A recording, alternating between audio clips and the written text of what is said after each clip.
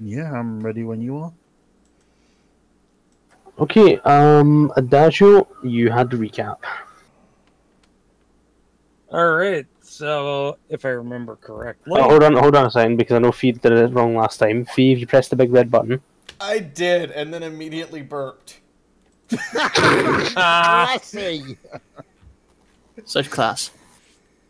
That's the way to start the video off. Congratulations, like... It would be one Congrats. thing if it was like the slight little...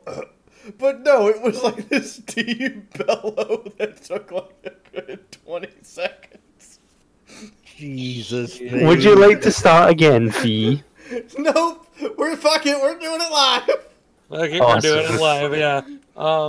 So if I remember correctly, we were actually discussing the merits and drawbacks of the current system of slavery, and came across a group of individuals, well, one individual working on a car, trying to get it working again, apparently, and some others that we couldn't directly see, but were, just kind of hanging out, resting, doing what they were going to do, and decided that,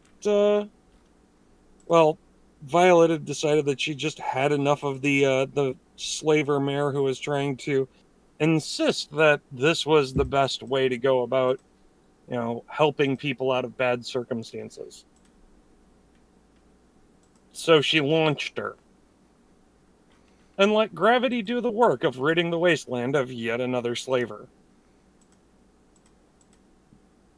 The others, well, her companions took it fairly in stride, and the other slavers, former slavers, vehemently former slavers, just decided to be terrified of her. About the time that the newly dead slaver mayor struck the vehicle in front of our party, the unicorn mayor that was working on the car up the street started taking fire from an unknown location.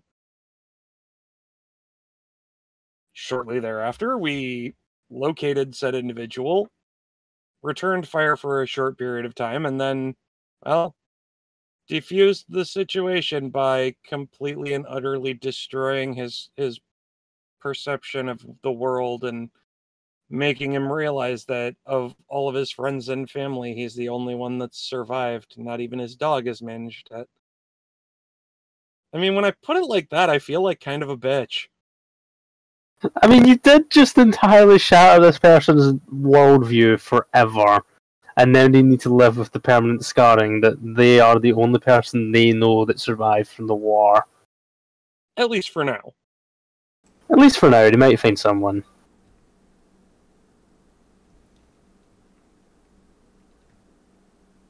But yeah, after that, most of the other possible additions to the party decided to nope the fuck out. And let's see. The only one left is the unicorn mare that we were patching up, and we're gonna take to the circle with us. I'm the ghoul that you've left utterly traumatized. Well, I mean, the ghoul is free to come down and talk to us. You said you were going to go back to the ghoul. He's waiting on you. Ah. Huh. I mean, you literally just shattered his entire worldview. He's literally... his current action at the moment is sitting at a window and looking out at the fact that the entire wasteland is literally a burnt ruin. And it's all because of Fluttershy. I just love the fact that Glacier's still standing, that Blueberry's still standing next to him like it'll be alright, man. That's the point, Glacier. Glacier, we're going to start with you. Get that whole military veteran thing going. That's actually where we're going with it, because you said something that was important last time and I remembered it for once. So, Glacier, the person whose entire world has just been completely and utterly ripped out from underneath their feet, he's managed to not burst into tears, but he's looking pretty damn far gone. And then he pauses for a minute and looks back up at you, You said you were a ranger, right? Yes. So the ranger survived the end of the world. Yes. We... Out of character, how did they survive? I forget. They all just went into bunkers and hid. Right. We had bunkers to go to. So surely if you survived, maybe other ponies did too. You know, like the princesses. He looks completely hopeful that the princesses are still alive and that he can continue serving.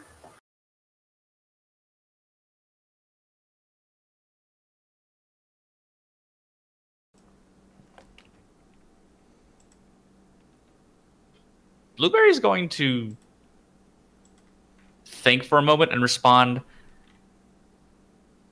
with... Okay, out of character, has the whole thing with I forget, has the whole thing with a little Pip happened or not? Yeah, you're post that now. Right, I couldn't remember. It's only been 2 years, so whilst there's probably 1 or 2 books in circulation, for the most part, it's kind of hearsay in what you heard on the radio before, you know, the whole Day of Sunshine Radio. So it's mostly hearsay and mostly rumours. You would have a rough... In fact, you know what? Roll me academics and lore, and we'll see just how bad it is and see how much hearsay you know of.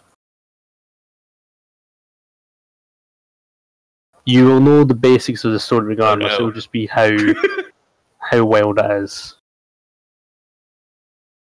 That was a bit awkward. Thankfully, I hadn't quite hit the... I stopped myself from re-hitting the button. So we don't have it as evidence against him. God damn it, Fee. I literally just wanted to take 5 minutes for Sophie and take a quick timeout. So I apologize. No, it's no problem. There's other That's perfectly fine. Heady went AFK, but he's thing me, not actually being introduced. Well, I mean, every time I hear Hetty go AFK, I just think, oh, Hetty went to masturbate. Got it. I wish I could say that Well, I don't then. think that's true, but that probably is true. Anyway, tell us when you hit the big red button, and I will continue. Oh, I've had the button hit the whole time. Oh, okay, so they've all been listening to us talk about Hetty's masturbation. Got it. Since I opened my mouth. Awesome. So, for your benefit and recording benefit, Fee, he got close enough to pass that Blueberry basically knows the entire gist of the story. So he knows that Little Pip was probably from a stable. She kind of knows roughly what her adventure was. She went from New Appaloosa to Manhattan. Knows the rough of it from hearsay and from on the radio. He just doesn't know what happened when she hit specific areas like Maripone or when she hit specific areas like Nevarro. So he knows the gist of the story. Does he know about the whole... Does he know about Celestia still existing at all? You do not know for a fact whether or not your character is religious and believes that she, you know, the whole religious mythos that came up afterwards that she's still watching over. That is for you to decide. But does he know the Muffin Man? The Muffin Man? The Muffin Man! The one Who by lives Dare- on Drury Lane? Yep. More importantly, does he know the Muffin Mare? That's lewd. No, it's not. As if you have a dirty mind. But anyway, you don't know for a fact that she's locked up in the SSP. You just know that Canterlot was full of pink gas and that it killed pretty much everything. From there, I leave it up to you if he's religious or if he just believes that she's dead.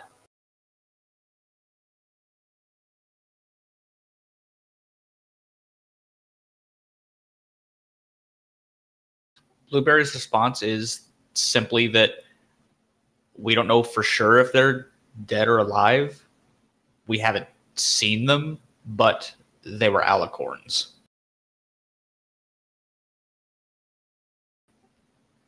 They Kinda lived sounds- for 1,000. They lived for over 1,000 years. They might be somewhere.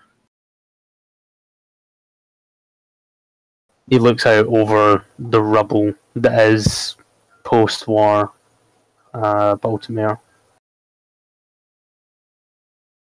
But why would they just let this happen?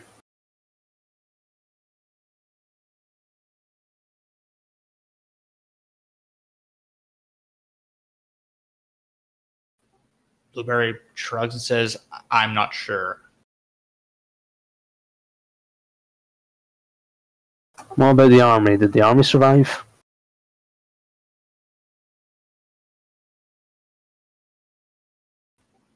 Blueberry's gonna just scratch the back of his head and say, I'm not sure if any of the other military groups survived, but other than the Steel Rangers, I only know of what's called the Enclave. And they ended up bad. I'll leave it at that. His shoulders slump and he looks down into the concrete and the rubble of the office building you're sitting in. Did anything of the old world survive, or is it all blasted rubble like this?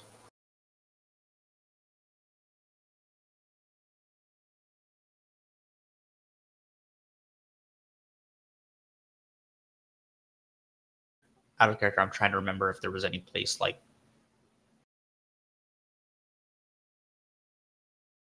Well, the ministries didn't, the government didn't, the police didn't, but the Places that are regulators. relatively untouched would be there's a place called Metropolis. I don't know what it used to be. And that's the only place that comes to mind. Oh, the Enclave. Everything that was not Cloudesdale.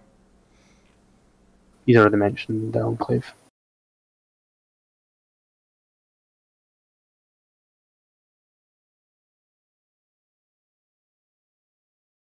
The closest approximation to an institute that survived is rangers who went completely sour, and regulators who are sort of police and sort of bounty hunters. That's about the closest. Blueberry's gonna say that, well, the closest to a military force or policing force that the Wasteland has currently is the regulators. Something tells me they're not like the police of old, are they? No.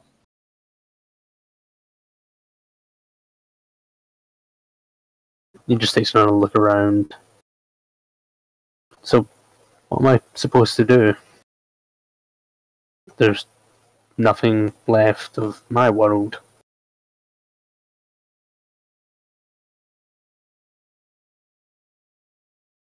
My friends are gone. My family's gone. My pet fucking dog is gone. My squad must be gone. Hell, the city is gone. There are still settlements that could use someone with actual military training.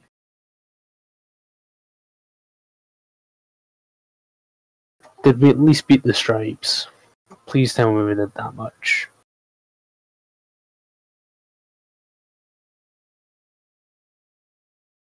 As far as I'm aware, it was a draw. They are probably just as fucked up as we are.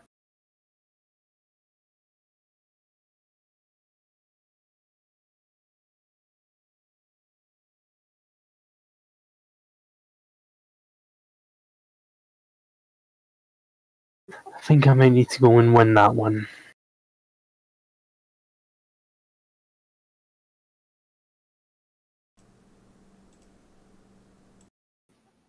Wait, what?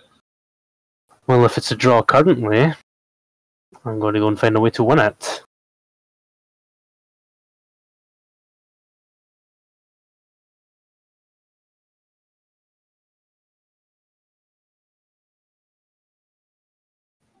That isn't necessary. Well, what else am I going to do?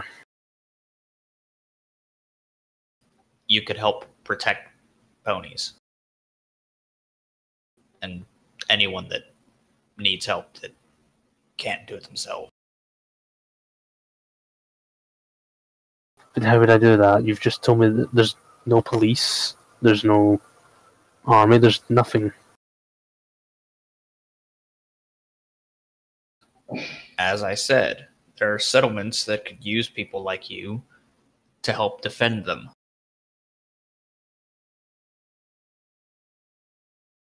So, sort of like police.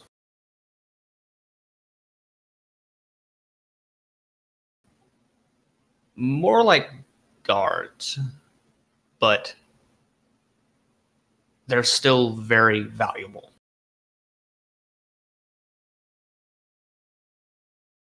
I have a better question, actually, now that I think about it.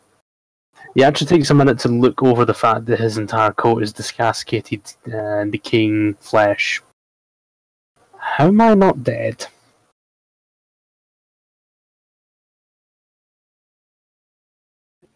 That's probably a question you're better off asking Violet. Was that the doctor, Mayor? Yes.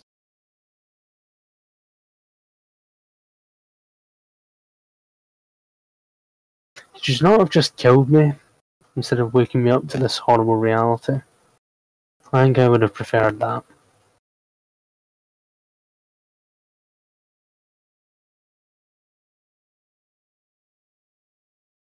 Yes, but then we would be no better than raiders.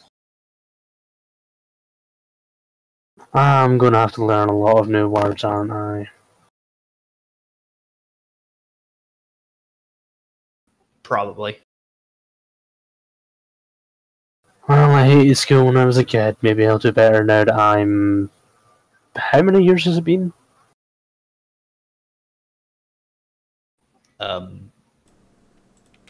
I believe it's been around 200. I believe it's been around 200 years since the war.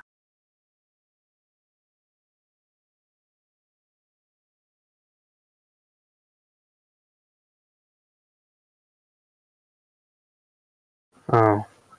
Well.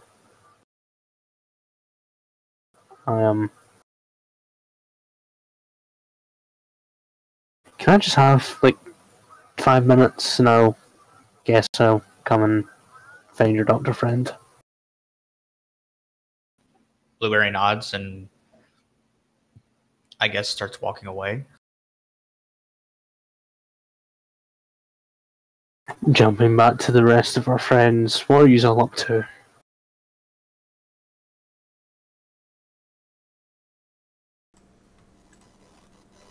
Sundance is just keeping the mayor calm and letting her know that she's safe and all that.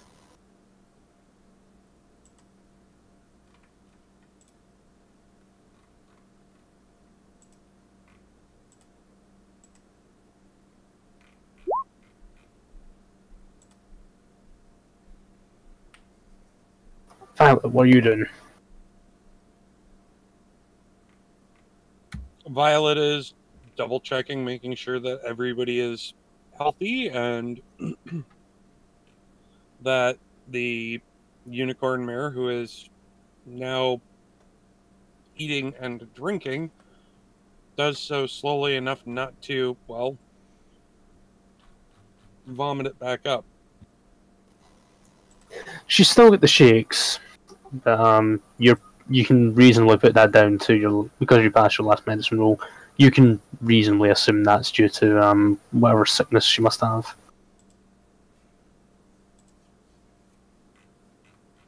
And Sevens, what are you doing? Sevens is currently watching over everyone else and petting the rat roach. The Radroach's antennae are wiggling happily. It is a happy roach.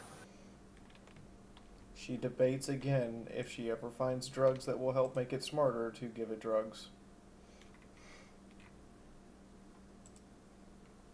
And for everybody else's benefit, Greasemere is just fiddling with the car. Must be fucking with the battery, try to see if she can get it to work. You can only assume.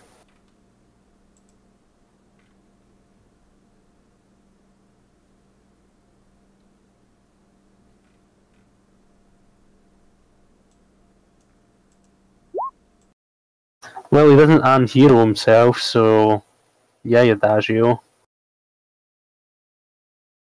Huzzah!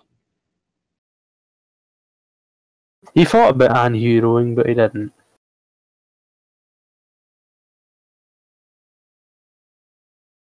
So after about 10 minutes, a very dishevelled-looking ghoul in some very ragged combat armour makes his way on up.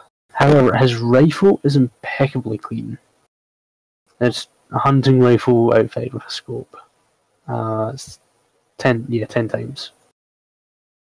But the rest of him, apart from his very spruce moustache and his rifle, are pretty dilapidated.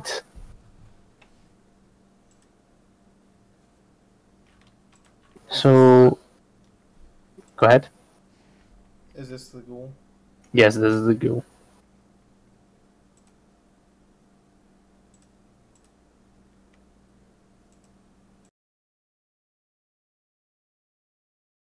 So, Minister Mayor, how am I not dead? Because I really look like and really feel like I should be right now.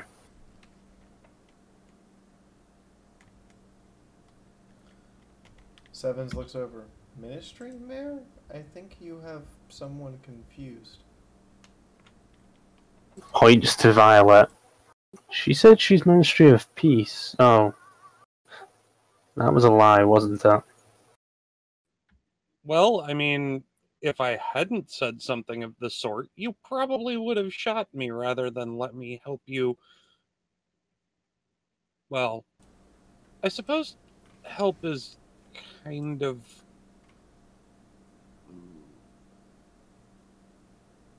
broad term. Realistically, it was just to keep you from, shooting everybody because you thought they were zebras.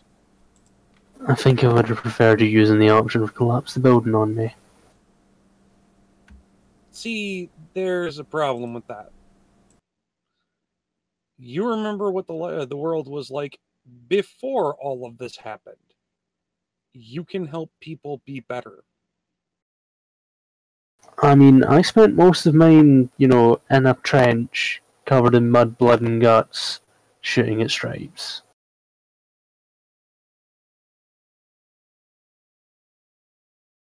Well, then teach people how to shoot better.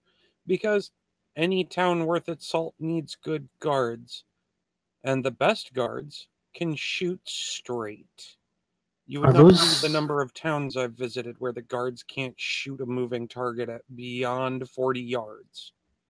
Is that one of those sort of not police things that are sort of police things? More like a town needs 3 things to survive. One, well, first is food and water. Second is a wall. And third are guards to shoot at the raiders that try to take the stuff that the town has. He lifts a hoof like he's in school. What's a raider? Well, that's a pretty broad term, but generally anybody in ultra spiky, blood caked armor that is high out of their minds and usually screaming something about killing you and fucking the corpse, or fucking you, killing you, and then fucking the corpse afterwards. That's usually what it is. Sevens raises a hoof. Is this question and answer time now? I believe the term raider is defined as any pony who has lost their empathy for others to the point of which they only see the need for violence and self-gratification.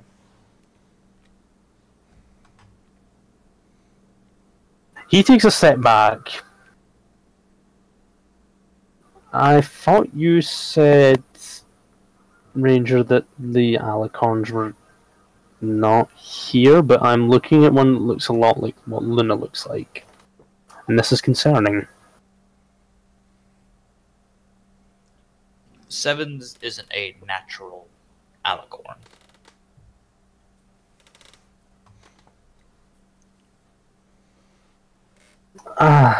You know, I'm not even going to ask because this is too much to take in. Oh, actually, it's quite simple.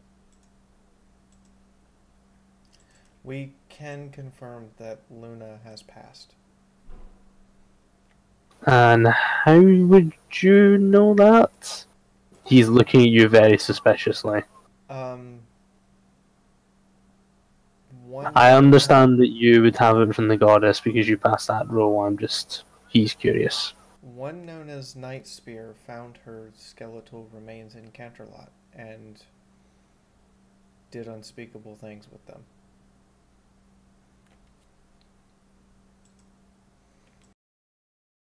He just kind of sits and sighs out loudly. Great, so every single pillar of my world is gone. Great. I mean, I technically get to start fresh, I guess? That's the way to be optimistic.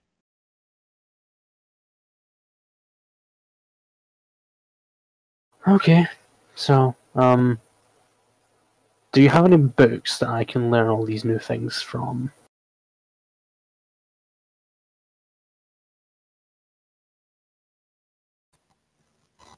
That would Sundash would rummage through his saddlebags to see if he could find one for him. It would be Wasteland Survival Guide, and I do not think you have found one yet. Okay. But hey, Adagio, there's a certain tongueless Pegasus that you know of that delivers them. Question is she still alive at this point? It's been a while since you've seen her. I mean, that is a good question, but it's been a very long time since I've, interacted with her. Mm-hmm.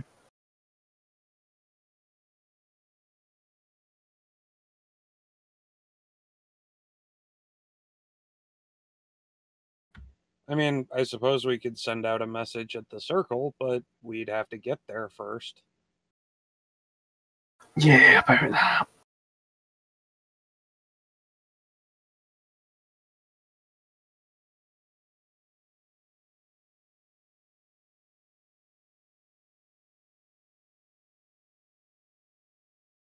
Okay, so, from what you're all telling me, I should be one of these police, not police things.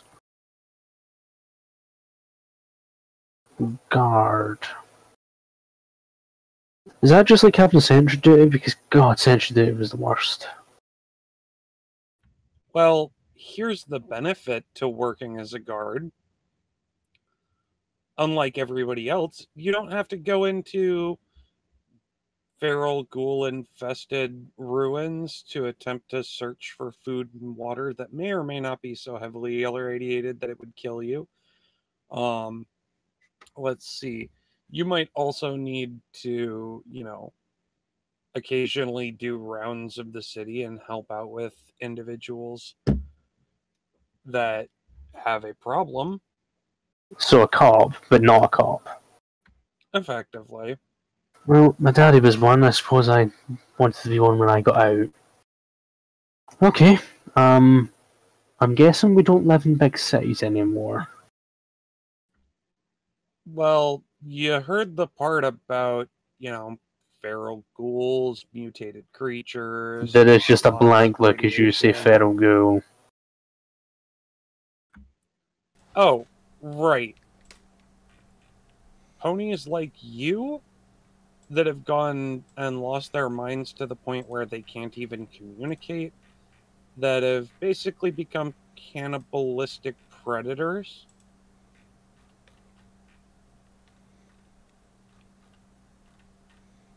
Why haven't I like that? Because you had a strong memory to focus on to keep your equanimity. Oh, so not only have you ripped my entire world out, I now have the potential of going insane. You always had the potential of going insane. As a matter of fact, you probably were insane. If anything, the fact that you're sitting here communicating with me in an intelligible manner and not trying to rip my leg off means that you're a lot better off than the majority of your fellows. So, if I'm from before the war, can other ones be from before the war? Pretty much every ghoul in the Wasteland is pre-war. The amount of radiation and necromantic energy in order to turn you into what you are would probably be possible to replicate at this time, but I mean, you'd have to kill a lot of people to figure out how to do it perfectly.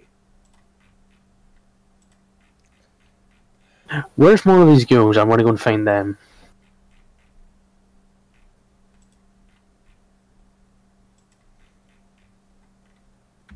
Let's get to the circle. You might actually have the opportunity to speak with one if my message gets through.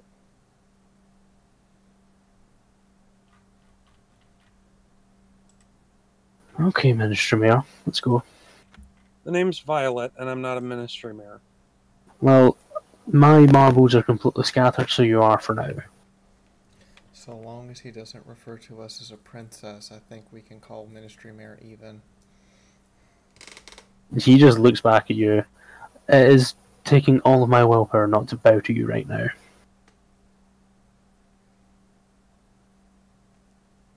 You look starkly like her. Roll it? You want me to roll it? Okay, let me roll it. Please don't. That It was... Let's see... There's a willpower of 5. Let's see what happens. He bows to you. Sevens blushes and physically hides behind. The only one big enough for her to hide behind? No, she's drastically attempting to hide behind. Dang it, my brain farted. Sundancer. Sundance. And failing. This image is amazing. Sundance, you now have a big purple alicorn with her pet rad roach sitting on her shoulder, trying to hide behind you. Hello, is everything okay there, Seven?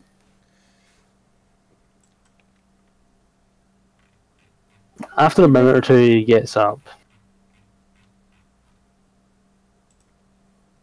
Sorry, James, you continue, because I didn't mean to cut you off. I guess you're not used to that, are you? No, we are not. I can't. Words. Yeah, it's new to me as well, but you should don't let it get you, okay? After a couple of minutes, he does eventually get up and he kind of apologizes. Sorry. That's habit. So, he is now blushing a little and looks to you, Blueberry. Where's this circle thing? It's where we're going. Okay, let's go before I embarrass myself anymore and, go psychotic and kill everyone. Blueberry nods as soon as everyone's ready. Is the unicorn mare who's literally wrapped around my leg okay to move? Yeah, she's fine. She's just got shaky hooves because she's sick. She's quite physically weak, but she's capable of moving. Yeah. Because last I checked, she was clinging to my leg like as if it was... Yeah, that's because she was terrified. Yeah, she was terrified of the Alicorn.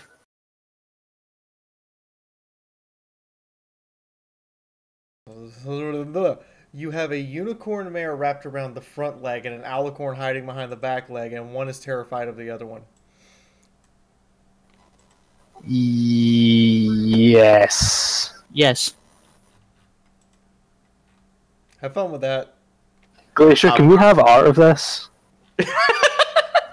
Please, can I have the art of this? I guess if I would really like to see this. There are 5 of us. Everybody pitch in $3 and Glacier will have the money to draw it. Fuck yeah, I'll do it. Also, I just want to say I was typing the word alive on my character sheet under the party member list, and because you were talking about the Alicorn, I put Alicorn.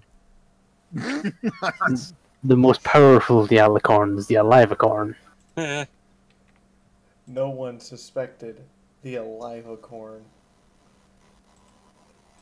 Its main weapon is alive. I'm gonna hold you to that, Glacier. I want to see a picture of this. So would I. It'd be bloody hilarious. Your PayPal fee? Wow. Just do it directly to Glaciers. Just do it directly to Glacier. I'll do it afterwards. I promise. I'll Anyway. do it later, so well. Poke me and remind me, Glacier, because I might forget. I will actually know. Just remind me. Anyway.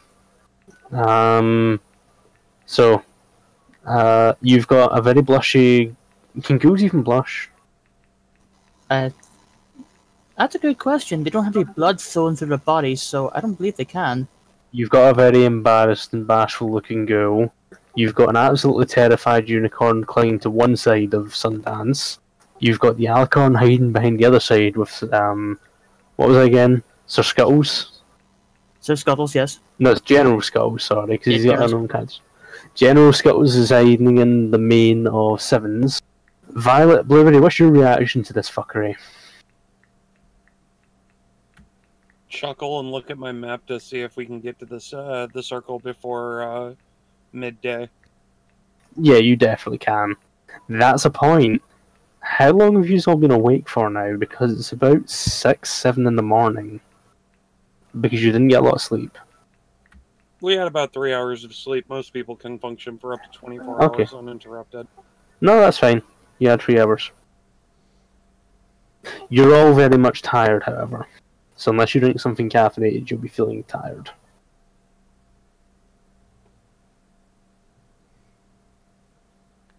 Okay, what are you going to do? You're just going to move straight to the circle? You're going to do anything else here?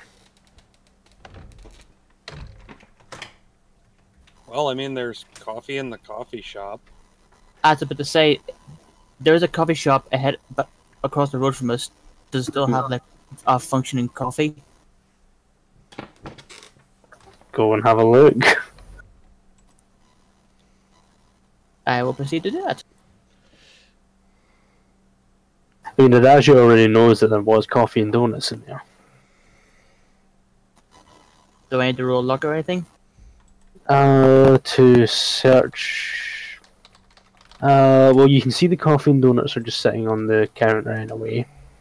It's in a coffee pot. There's still gas and electricity to this place, so you could, boil the coffee pot. If you're going to roll luck, this room has been thoroughly ransacked, not only by Adagio, but by the people who were in here before, so it would be -2.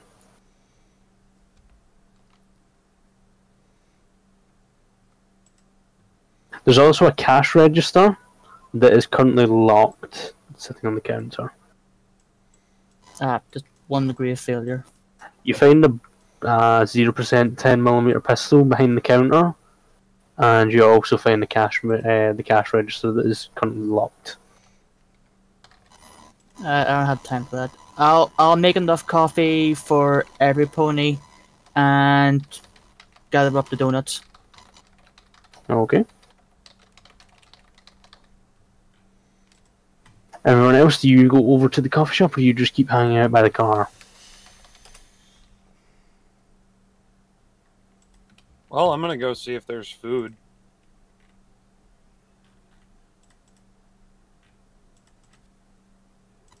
Oh, hi, Violet. I found these donuts here. Don't know how fresh they are, though. They're probably still edible. Oh, okay. Hands him over to Violet. As a note, James, Roseluck stays close to you the entire time you move across the street. Oh, hello, dear. Would you like a donut? She looks at it suspiciously. It's perfectly fine. No, you don't understand. I don't trust donuts with sprinkles. Oh, let's see. Our character, is there any with their sprinkles? No, they're always sprinkles. She's not hungry, she just doesn't trust donuts with sprinkles. Ah, okay. Coffee? Yes, please.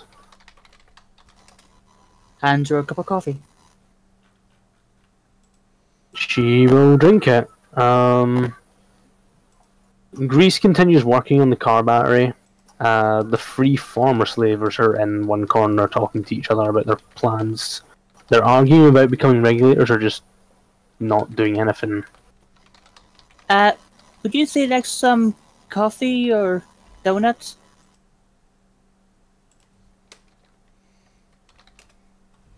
The pink one pipes up.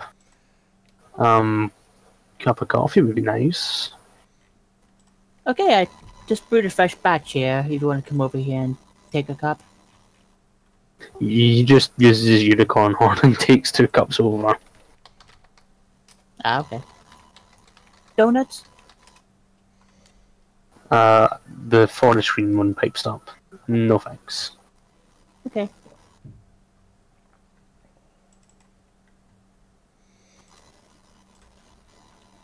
Even though we're in a dilapidated diner, Sundance doing the whole gracious host thing. Are you a barista? Was there? Are you now a barista? Well, until we leave.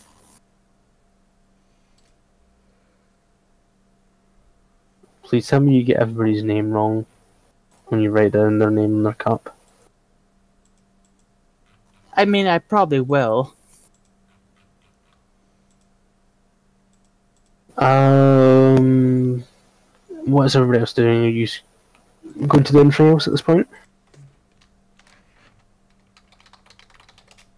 No? I figured Okay. take a moment to eat and rest and get our bearings before we head on. Okay. Yeah, that sounds good. 7, Okay.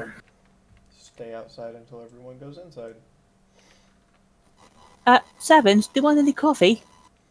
What is coffee? Floats over a cup to her.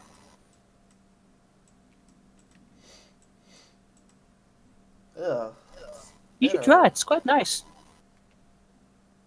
She makes a face. It's bitter and doesn't tingle.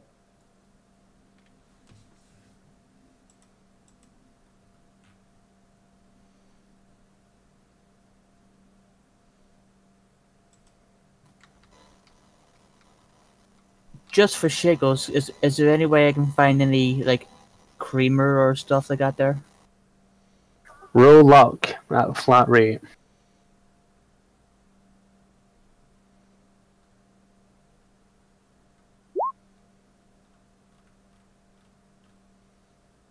On the button. My roll 20 is catching up. On the money, yes, you find milk, sugar, creamer, all sorts of goodies. I've got milk, cream, sugar.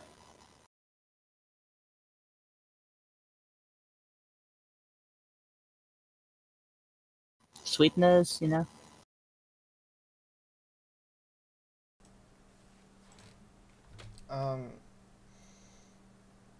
Thank you, but no.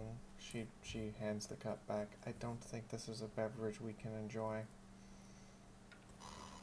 Okay. I just thought I'd ask. Unfortunately, there's no drugs in this one, so Fee won't enjoy it. She will, however, gladly munch down a donut and enjoy the radiation from it. The tingles feel good. The tingles are extra sweet.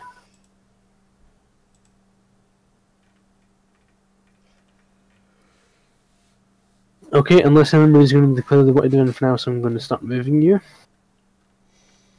Nope, I think I've done a wee bit today. Somebody roll me a 1d2. Anybody do it. What are we rolling? Just a 1d2. Bad luck. Okay, so after about half an hour of, drinking coffee and having a donut and just taking a little rest and filling in the ghoul in some very basic Wasteland knowledge on what, a ghoul is, what a raider is, what a guard is, the most basic stuff, you set out and to go further and try and make your way to the circle. After about half an hour to an hour of walking, the rain starts. It's not particularly heavy, it's mostly just kind of, spitting on you, but it's coming down.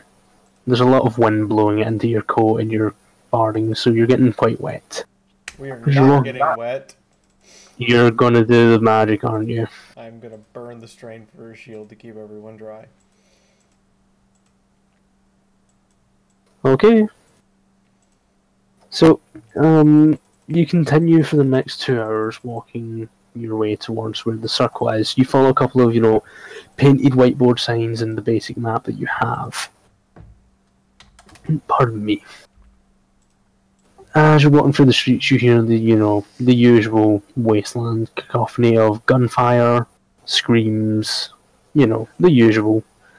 As you're walking along, you see the old war propaganda posters. Don't trust the stripes. Only you can prevent corporate espionage. Ministry of Morale is always watching. Pinky is always watching. As well as that, you see on the right-hand side of the street, every 3 buildings, a little plaque that tells you that this side of the street is safer during shelling. After a couple of hours, you're quite close to the circle. However, before you, I'm just going to throw you onto the map for it, but hold on. Where is it? So this is the map for the circle, but it's just because I want to show you somewhere else because it's giving me confusion.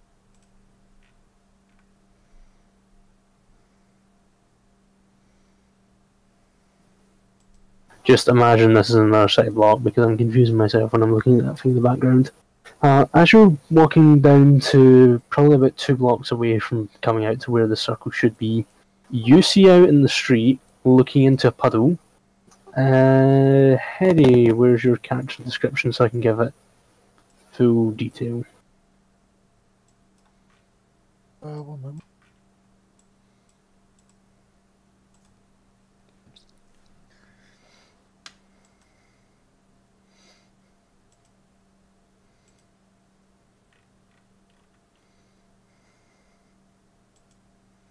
It's still freaking adorable.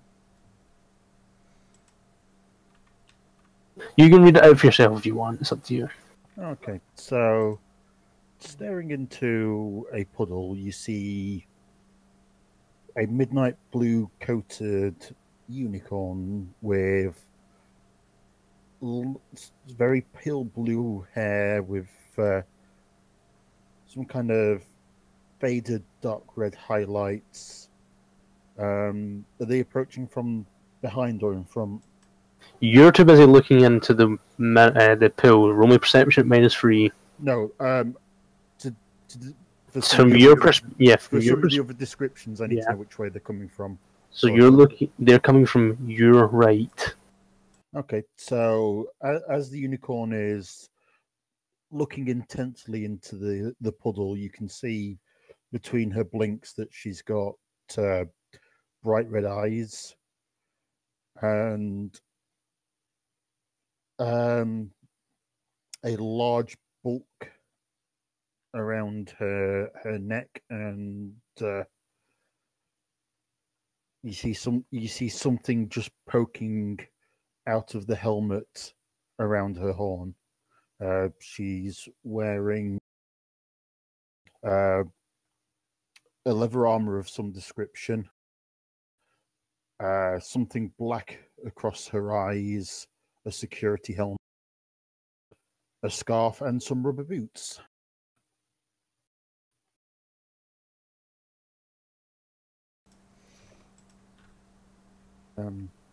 Like I say, like Pip and myself said, she's just kind of sat there staring intently. She's staring into the pool and trying to use her forelegs to take something off of her horn. Hey, roll perception at -3 to see if you can hear them coming. And if anybody's going to sneak, now's the time to do that.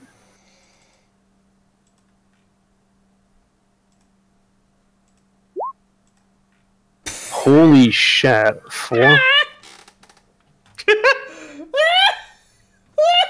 And a nat 1.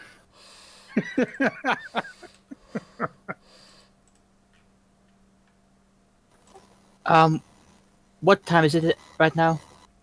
You were on the road for about an hour and a half, so 5, 6, it's about 6:30 in the morning. Sevens walks right up to her, looks at her horn to see what's on, and tries to figure out what she's trying to get off the horn. Hey, you have a massive purple alicorn just walk right on up to you. Hey, nope, doesn't even realize it's there. Does not even know. Who are you? Who are you? And you see her horn gently flare, and then suddenly see her wince in pain. No. The massive purple alicorn walks up and observes, does not speak. And unless you want to get 10 degrees of success on a perception check, you don't notice it's there.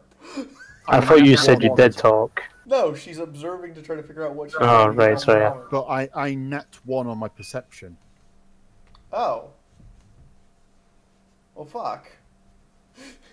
Yeah, you're not as sneaky as you think. So, for your benefit, Hedy, the purple alicorn walks right on up to you and just stares.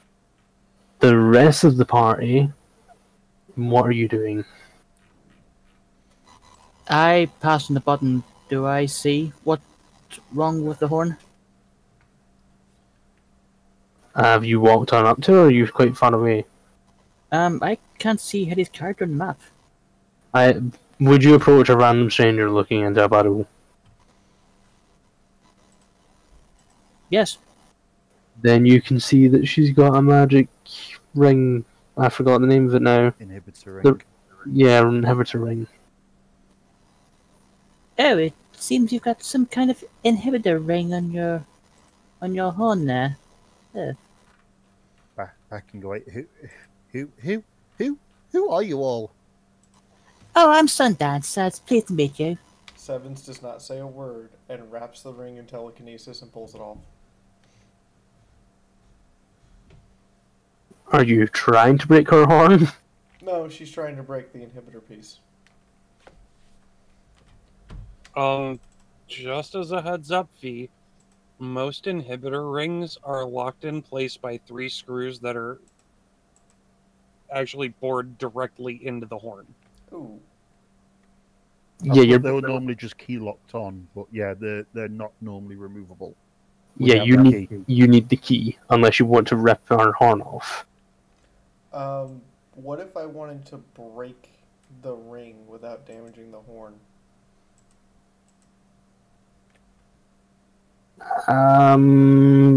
I'd have to look up the lore on that one.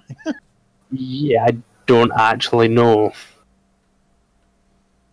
I guess if you get a crit roll on your roll telekinesis to make sure the spell actually works, and then roll a second one for fine controlling the mechanism to basically break it and not tear her horn off. As well as that, Hedy can make a opposed roll. Hang on, I'm reading.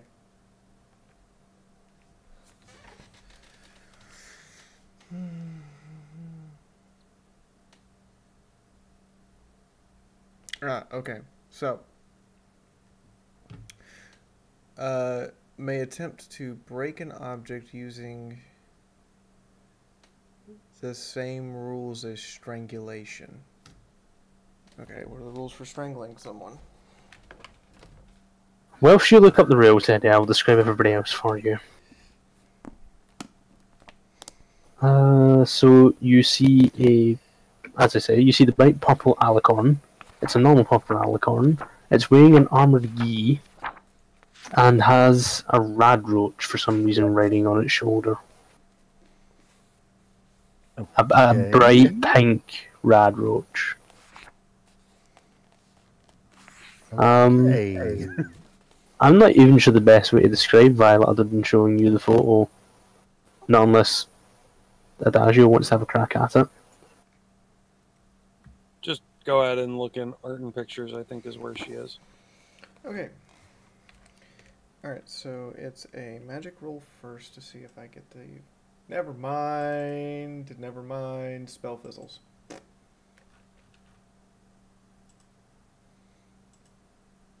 Is it still raining? It's still raining. Okay, I just wanted to make sure. Spell fizzles. Although, if it makes you feel any better, Hetty, Perhorn lights up with a overcast and then stops, but you're still under her shield now, so you're not being rained on.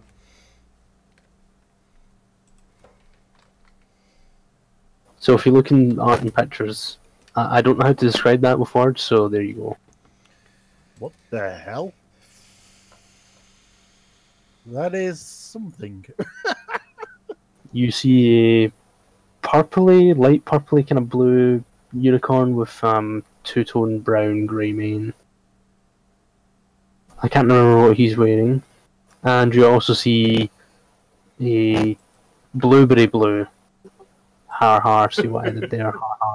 A blueberry blue earth pony that's a lot taller, about the same height as the Alicorn, and he's got orange and red tail. Yeah, still very unsure of all of you, especially the big, tall Alicorn, because the goddess's Alicorns are not to be trusted.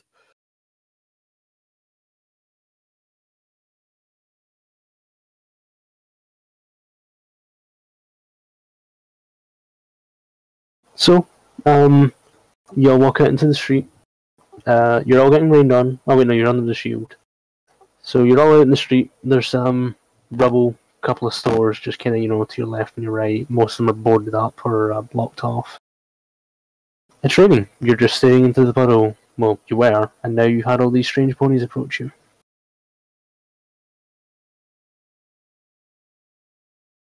Yeah, not a happy pony. Kind of still slowly backing away from you, especially the Alicorn that's also tried to fire magic at me.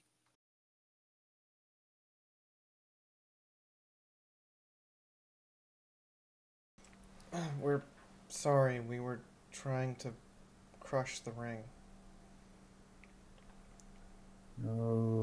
Okay. Who are you all?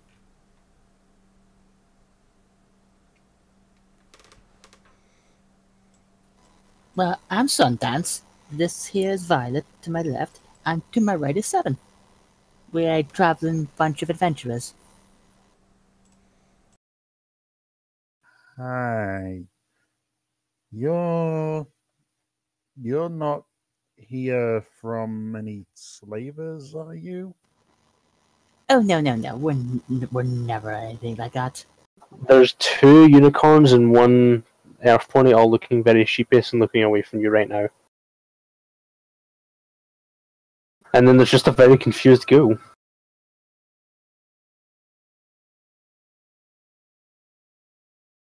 Alright. I hate to do this, but any chance any of you have a key from one of the nearby slavers for this ring?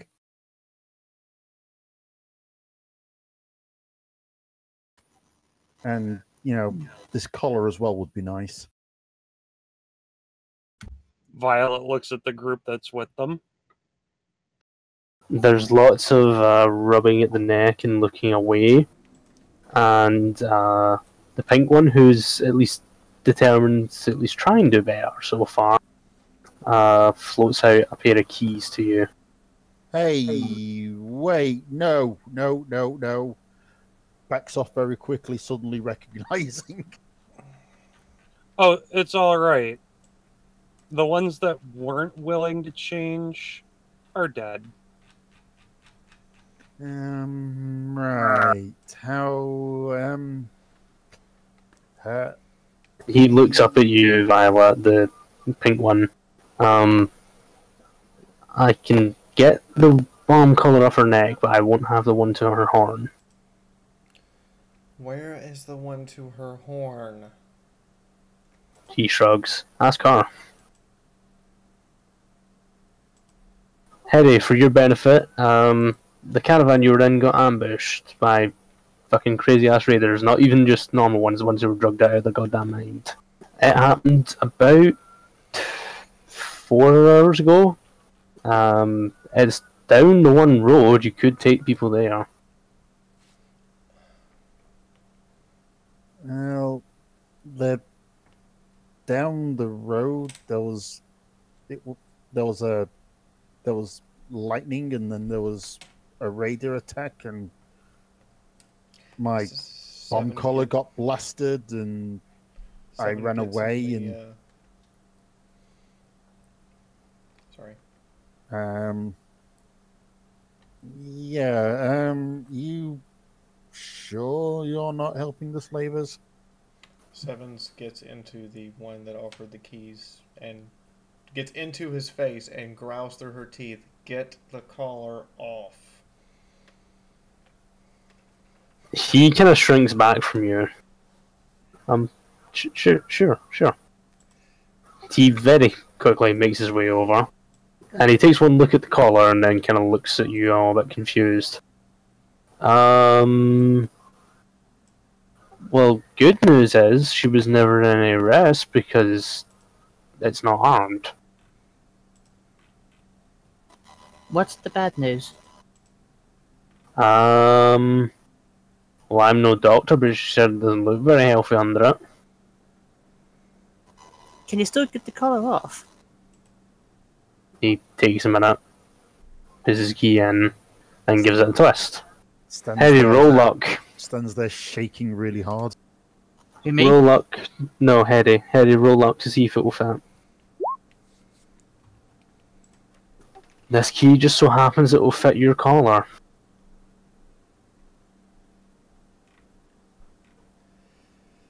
There's a loud click, and the collar comes undone, and he pulls it off you and puts it into his saddlebag. Sidesteps away from the slaver, not quite slaver anymore. Violet steps over to the slaver. Bomb collar. I mean, I wasn't And gonna. holds out a hoof. I wasn't gonna use it. I was gonna look at why it didn't go off. That's not important. Bomb collar. I mean, it kind of is, but fine. He floats it back out and gives it back to you. Violet tosses it over into one of the, nearby trash bins. Can somebody detonate that for me, please?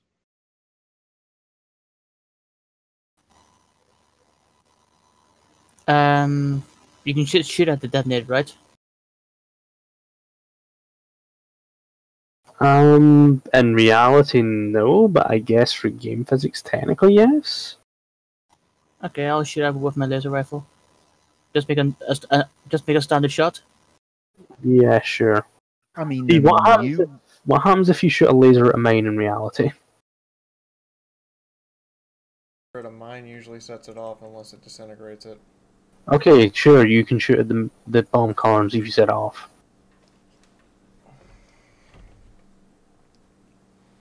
As a note, the slaver's looking at you currently, Violet. I mean, we could have. That's a crit.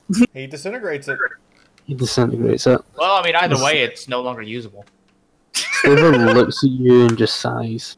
I mean, we could have used that to figure out how it broke and, developed a way to, if you wanted to free more slaves, a way of doing it more safely. The safest way that I've found to deal with freeing slaves? Kill the people holding the detonators.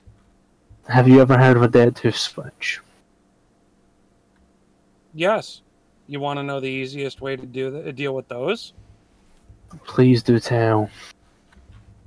Keep the hoof intact. If you're that accurate, I'll be impressed. Oh no. You don't have to be accurate. You just have to lop the leg off.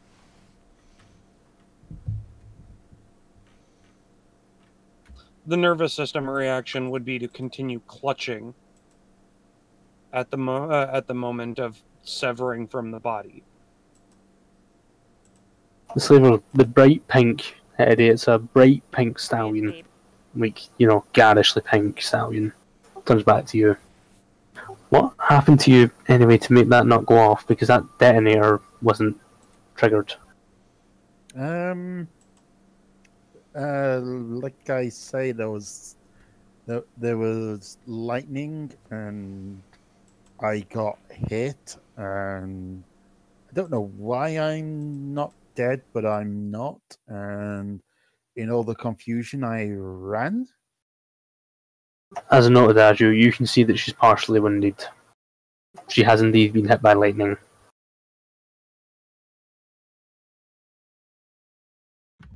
Alright. Are we anywhere where I could safely treat her injuries?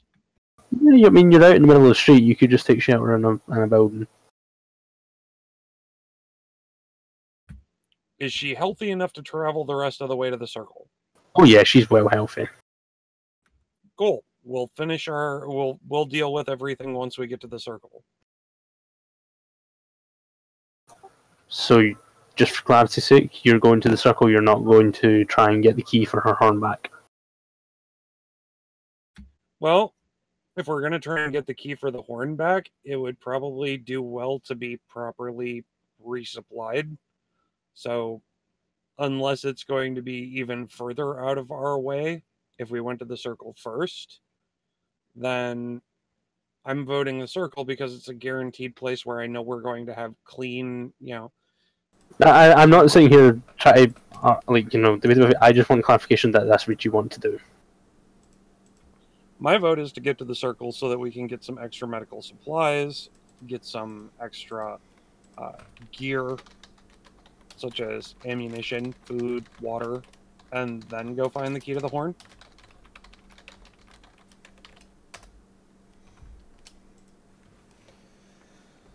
Or find some pony who knows how to remove the key without hurting the horn. That is also true. The circle does deal with the followers quite closely, as a matter of fact.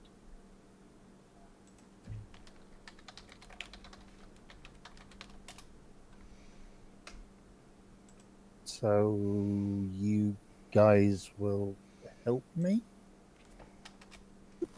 Oh yes, we totally will.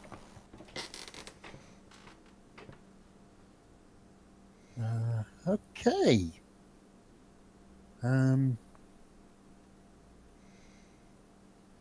Yeah, hi. My name is Dark Flare. I don't think I've introduced myself yet. Oh, by the way, you will notice that she's size -1. Oh, that's okay. I'm Sundance. And he holds out the hoof, like a hoof shake. Solar Flare will kind of carefully take a hoof and shake it. It's a pleasure to meet you. Yeah, you too.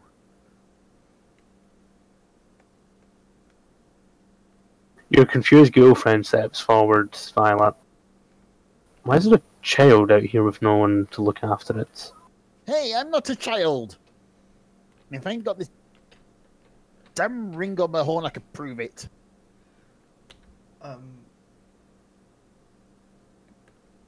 Sevens looks at him. Well, that sounds familiar. Well, you will notice that we are rather large, as is Blueberry, so if it makes sense for ponies to be large, why would they not be small? Radiation has done strange things to us. Yeah, but she's like kid size from way back when you know things were. He just kind of looks off into the distance, and he goes back into one of his memories. Sevens gets real excited and tries to pick her up and goes, "She's fun-sized!" Hey, put me down, put me down! You know, I get the feeling we've got to go meet Mayinda after, you know, we figure out what's going on with the horn. Sevens blinks a few times. Your what, duh? Mayinda. I think you're right on that. Our little zebra friend. Sevens did meet her for a brief time, but not that long.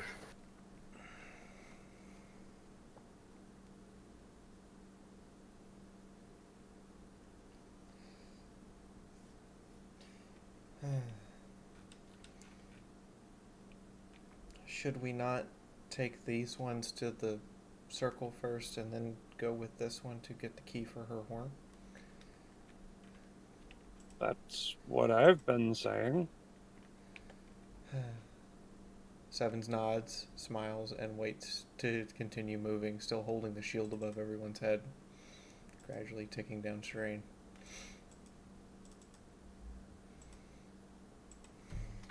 Violet would attempt to assist.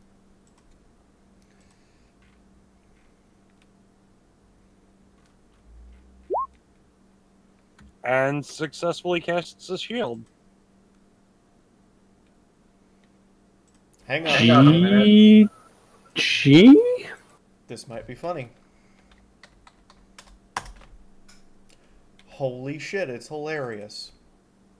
What's happening? Sevens passed the roll to Matrix cast without having the perk. So now the strain cost is shared and the effects are doubled. Hold on. So, what the fuck? Hold on. I need to explain to you all what's just happened because this is fucking bullshit.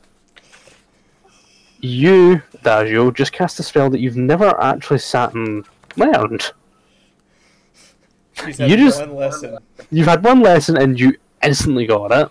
And then immediately after that, Sevens has just figured out how to Matrix cast with no training.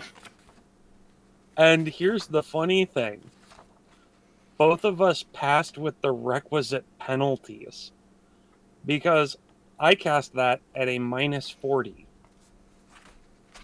My next attempt to cast this spell without having fully learned it will be made at a -30. So, yeah. I will give you a quest perk for that, but I don't know what yet. And also, fuck you. Matrix casters? Let me think about it, please, because that was... Okay. You've left me like a what the fuck right now, because I don't know how to deal with it. Also, I just downloaded the token I want to use and can't find it.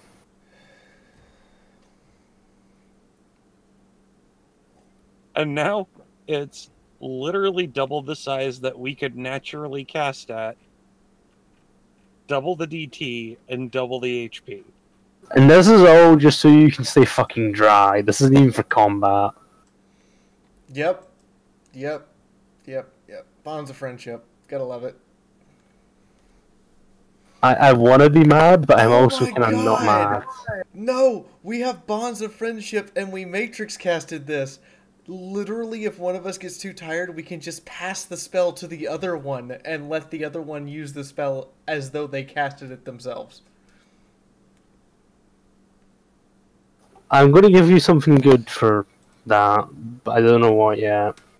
7 clean. That was all sevens, to be fair. Yes, You, but right. Violet insisted on cleaning it. still kind of sniffs snootily at it.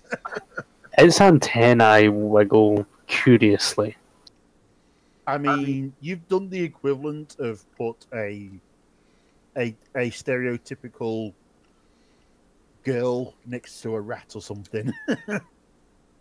Its antennae are, to you, it looks kind of creepy, Dusk, but to you, Fee, to Sevens, it looks like it's making curious movements with its antennae. I am actually playing as an NPC as a fucking rad roach. What has happened? What is life? Victory is mine. Victory is yours. Have your cake. I hope it's poisoned. I'm totally eating a piece of cake right now, too. Nice. Everyone back?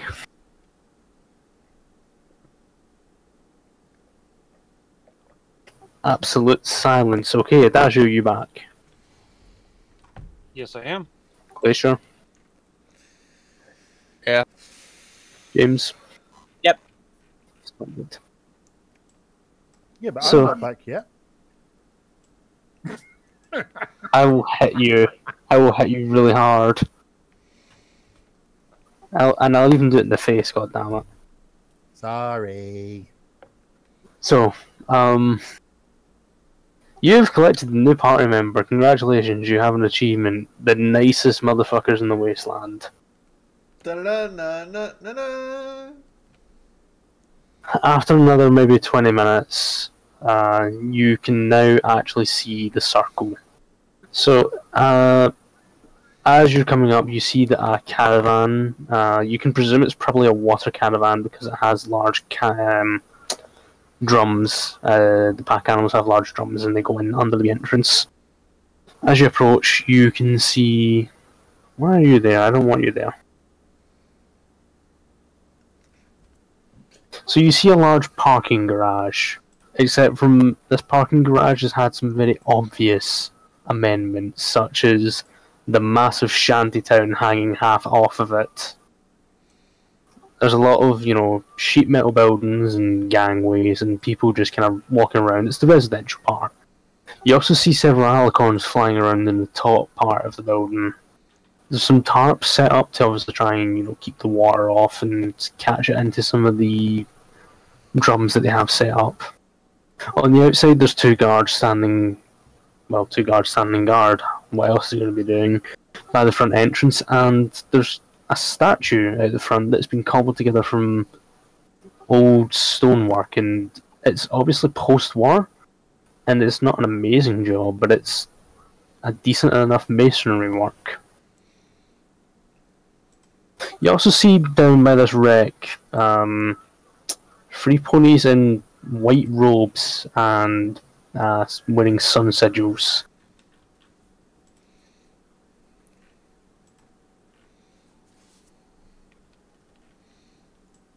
Hey, who are they over there?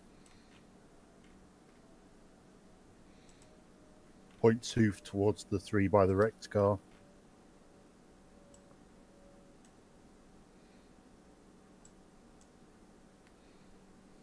That is a good question. Who are they, Pep? Roll me academics and lore. Adagio, you're from the area, you get a plus 30. Nope.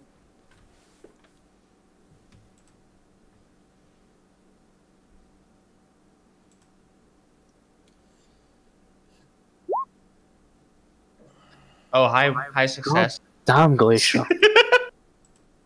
Wow. Violet, you don't have a clue. Sevens, you've heard... Oh, nice one. Okay. Sevens, you've heard rumours of there being a strange cult in the area, and you think it's probably them, but you don't know. Glacier, from your time in the Rangers, you've heard of stories from the Baltimore contingent talking about these crazy radicals. They seem to believe that Celestia is the almighty, all-divine, and anybody who doesn't subscribe to their belief should be burned as heretics. Sundance, you know the same information. They are also utterly obsessed with purity, i.e. Alicorns are the worst thing in the world to them. And so would Violet because she's a taint mutant. Cool. So we we've met should the avoid antagonist. those two. You've met the what, Adagio? Cool. So we've met the antagonists of this story.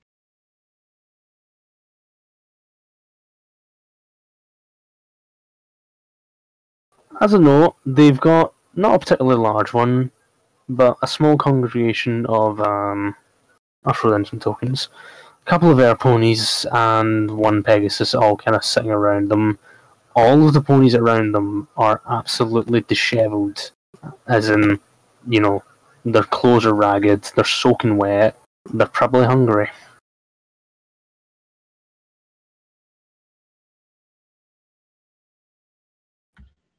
So, what would you call like Nazis in the pony universe? I don't know what you would call them in the universe, but they call themselves Celestia's Vision. Because they're obsessed with our purity. So they're Nazis. Pretty much. Religious Nazis. Crusaders. Yes. Zealots. Yes. No, well, they are. So they're SS. I was going to say they're Nazis taken to the Aryan extreme. The occult. The SS occult that they had, where they believed in some weird shit. Oh, so they're Hydra. Yeah, that's a good way of putting them. They're Hydra.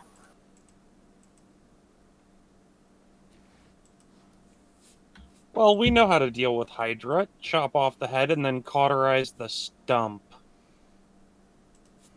Well, I mean, you can see that they're giving out water to these ponies. Do you want us to get these ones inside while you figure out who they are?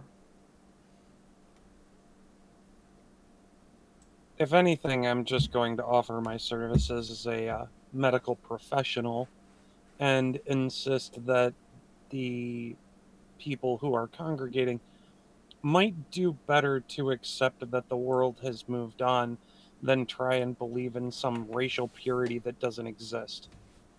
So I'm assuming that Glacier, you just told them who they were then. Yep. Sevens looks very disturbed and goes, so every pony else taken to an extreme? Well, from what I remember of the people that are like, I didn't know who they were initially, but I am from the area, so I would have heard stories. Yeah, you would have heard stories of them dragging off taint mutants and sacrificing them and doing some pretty horrific shit. Okay. So, you know, she'd relay this information and say, it's like, look, just because you look normal, and she points a hoof at Sundance and Blueberry and Dark Flare, just because everybody might look normal on the outside, everybody's been affected by the radiation. Everybody's a mutant. There is no racial purity. None. Like, their entire ideal will have them self-destruct. The less people that we can get involved in that, the better. And with that, she will begin walking towards them.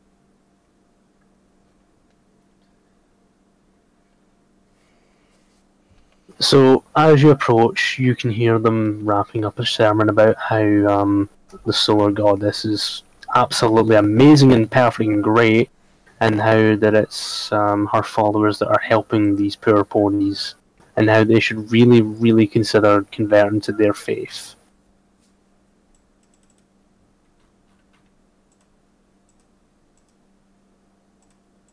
As you approach, your tail and whatnot, they're all exposed so they can see you're a mutant, correct?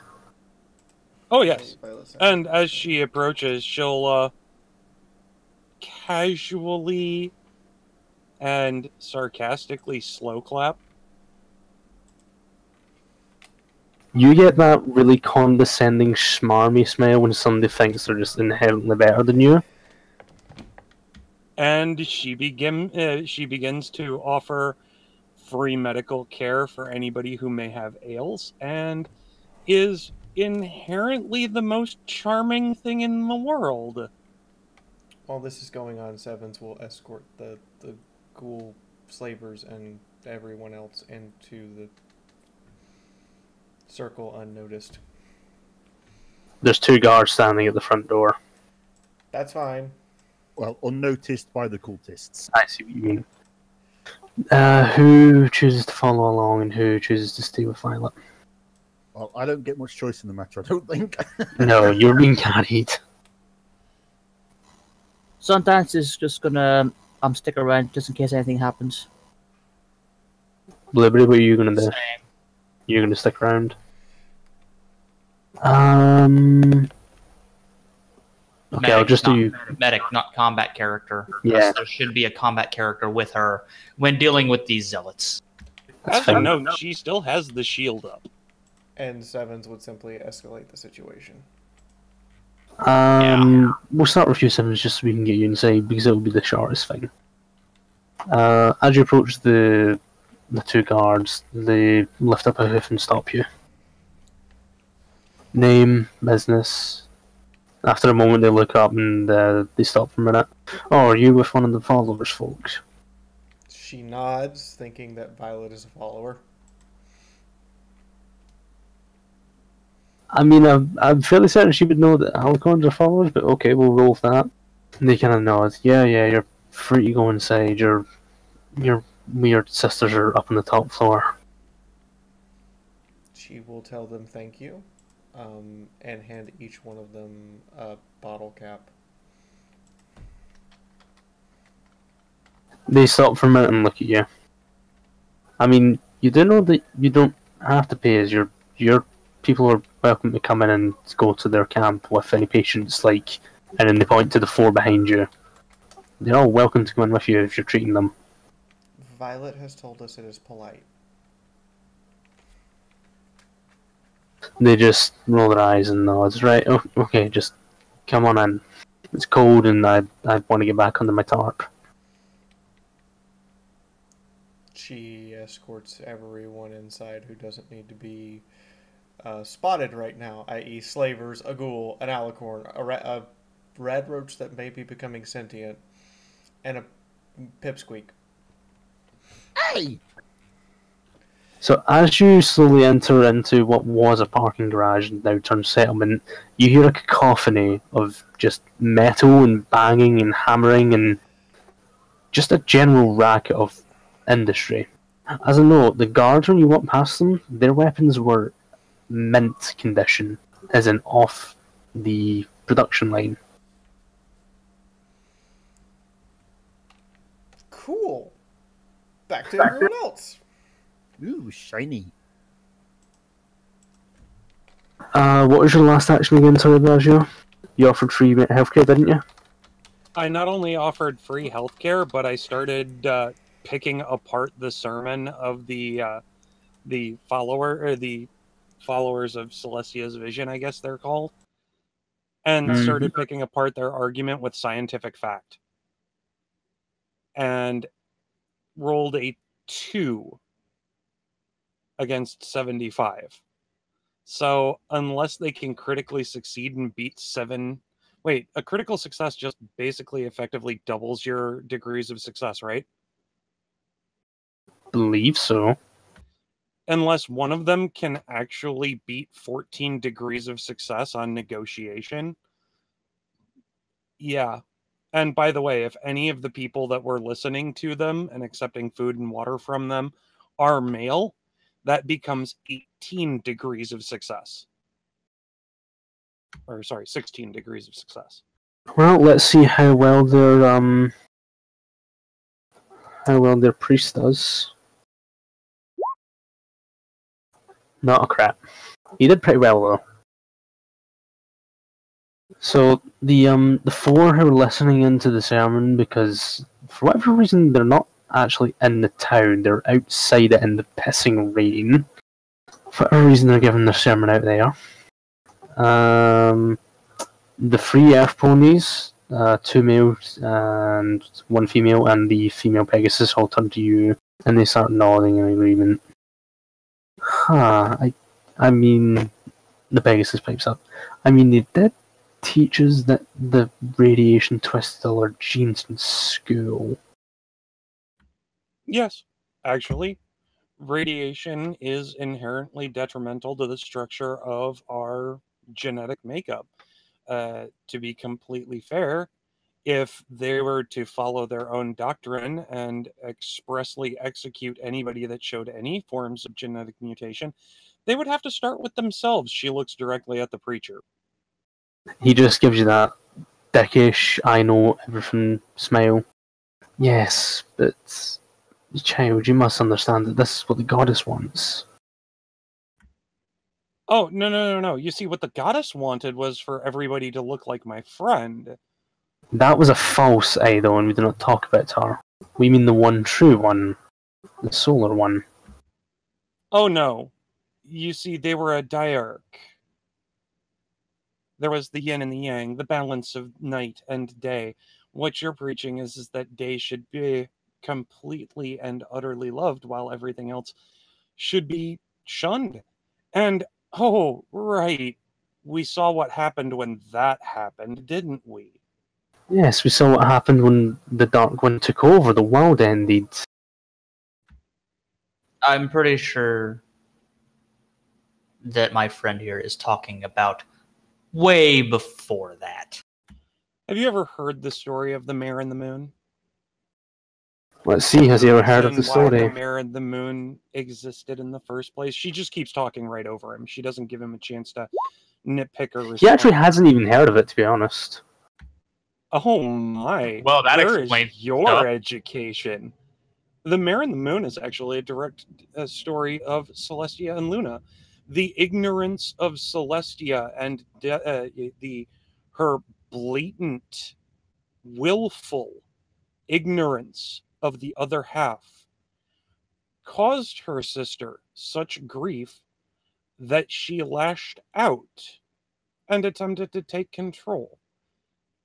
Celestia was forced to, and she chooses her words very carefully. Celestia was forced to abuse the powers of the elements of harmony to such an extent that they forever marked her as someone who had forced them to do something evil. Your goddess is not a good person. Neither is Luna. They were people, not gods.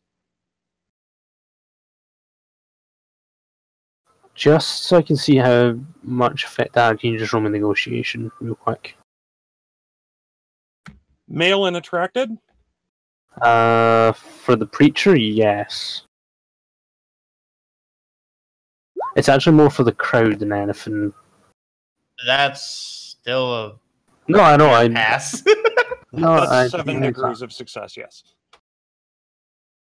Do bear in mind this guy is an absolute zealot who's been raised in this shit since he was a kid, but I digress. So And she you're backs it up with the medical knowledge. this is more for my curiosity. What medical knowledge would that entail? Presumably fact about the that- radiation and the effects. on- Oh, I see. Okay. Well, and also the fact that the sisters had doctors, and Alicorn physiology was something that every doctor in the Wasteland was, or not in the Wasteland, but every doctor in pre-war was expected to know enough about to assist if need be, if one of the sisters were harmed and a doctor was necessary. So Alicorn physiology was documented. They're people. I don't disagree. I just wanted to understand what you were rolling with it for, and that was all. So the four who are listening into the sermon are kind of now scowling at the preachers. You were conning us, weren't you? The Pegasus does the harumph in perfect faction, as though she were Rarity herself, sticks her nose up and walks off. Well, they were either conning you or attempting to, bring you back to their others where they could judge your racial purity, and if you weren't racially pure, just execute you then and there. He just kind of, his smarmy smile is gone. He's actually looking a little bit pissed off at you. His two guards are, they haven't drawn weapons, but they are looking pretty close to grabbing their swords at this point. As a little side note, whilst it's definitely not the real deal, it looks like a sort of shitty attempt at copying Royal Guard armor. Oh, interesting. It's a further blasphemy. Yeah.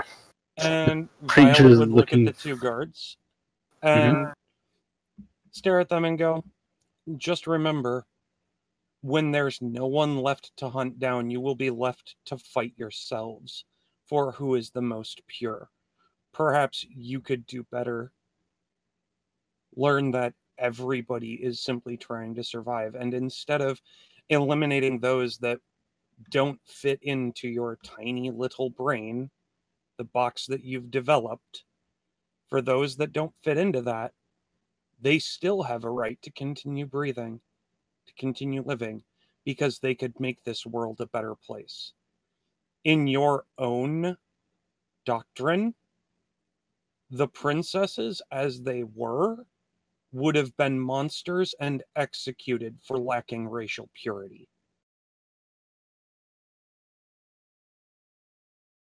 The two guards just kind of look at each other for a minute. They're obviously not made as sterner stuff as the preacher, and they're not as faithful. They hold their ground for the time being, but they are giving each other worrying looks. The preacher, on the other hand, is just ignoring them right now and is thoroughly pissed off at you now. You foul cretin. You speak such blasphemies. I had no choice in this. I was born this way. My mother died giving birth to me through the taint that she was poisoned with. One less mutant to deal with. And at that, give me just a moment.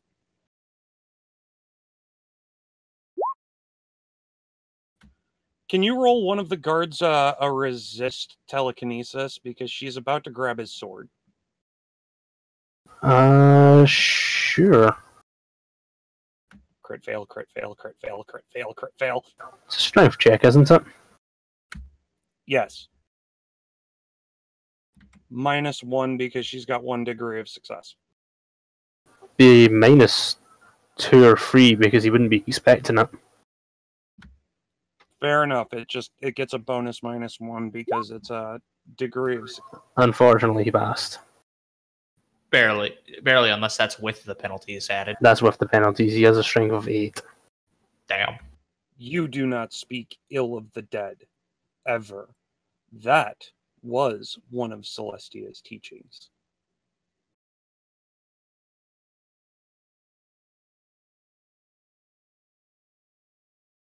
Blueberry's gonna be ready to fire. Not gonna shoot, but ready to if they move. Particularly the preacher. The two guards are kind of looking at you, Blueberry, because they can see you're actually armed. The preacher, however, is just shaking with rage at this point.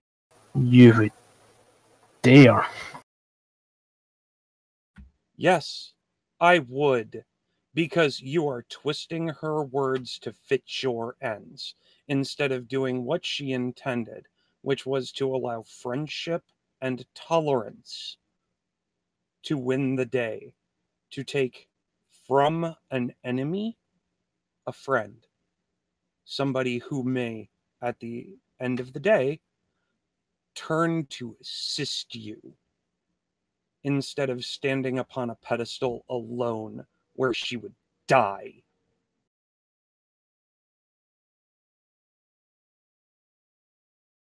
So at this point, Sevens and Risk, you see 4 guards rushing past you. They're all shouting at you to move out of the way.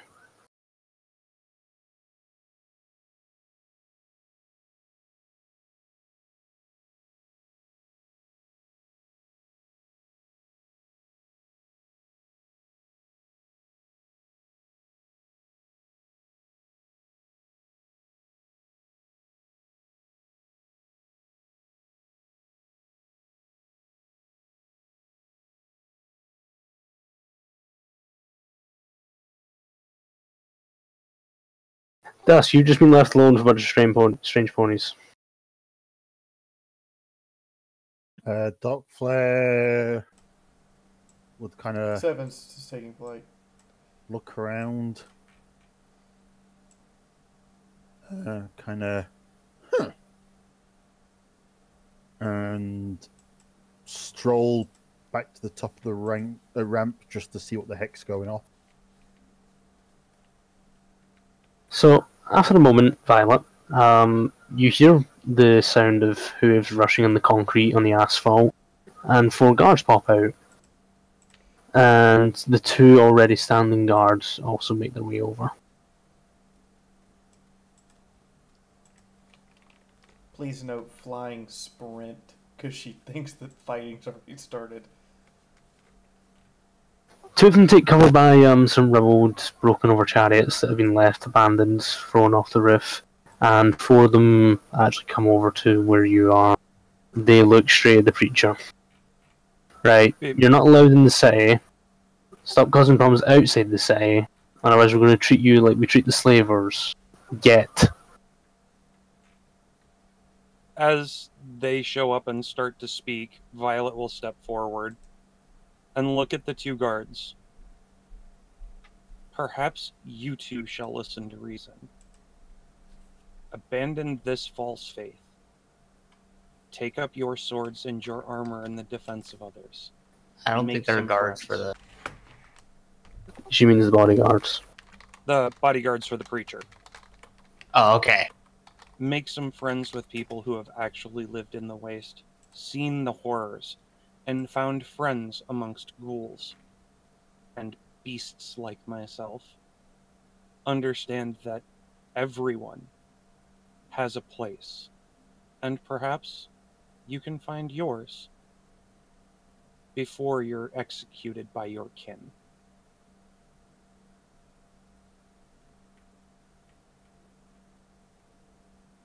The 2 bodyguards again look at each other. In fact, Violet, roll me perception just real quick. Just see if you crit fail.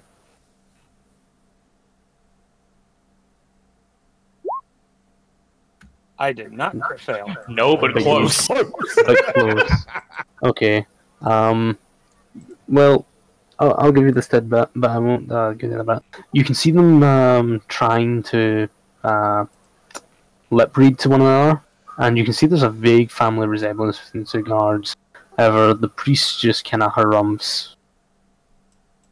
Fine, but I know who your boss is, and your boss is paying good money for our goods. I wouldn't want that to shrivel up now, would you?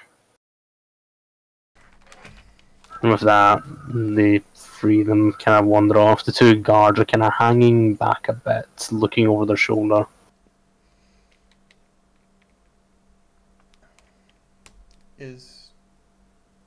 Do you mean you hadn't broke out in fighting yet? No, thankfully not. I was tempted. Violet, you're a lot more violent now. What can I say?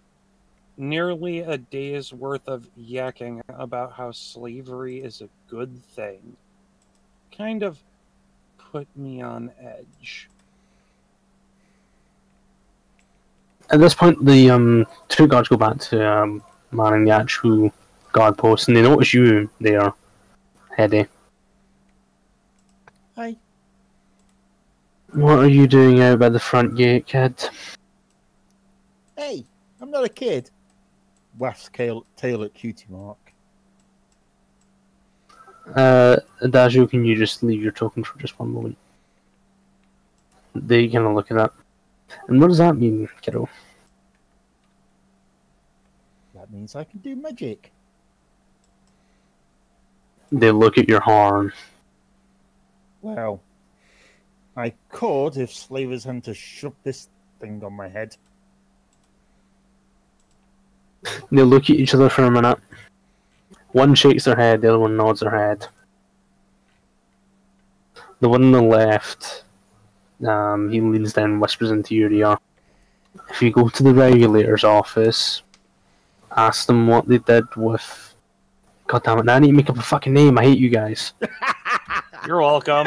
Wait, I just wandering summarized you without even having to say hi. Yes. In the meantime. Cassie, fuck it, that's the name. Go and ask them what they did with Cassie, she might be able to help you.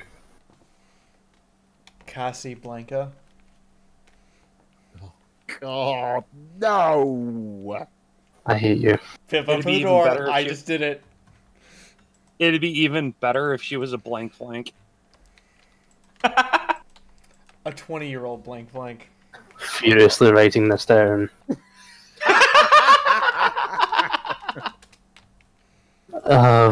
Violet, you're stopped by the guards. There's a ghoul amongst them. The rest of them are earth ponies. They left to stop you. Now, She stops. I know they're dicks, and believe me, none of us like them. But next time, don't try and kill them. I was only going to threaten because he took my mother's death as a slight against the world. They just kind of shrug. Well, I mean, that's fine. You don't have to like them. I sure as shit don't.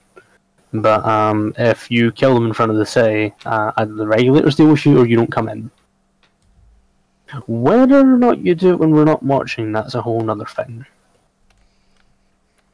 Also, as a warning, they've set up a stand inside in the traders area. If you don't want to hear that whole spiel, although they probably won't sell to you anyway, I would just avoid them.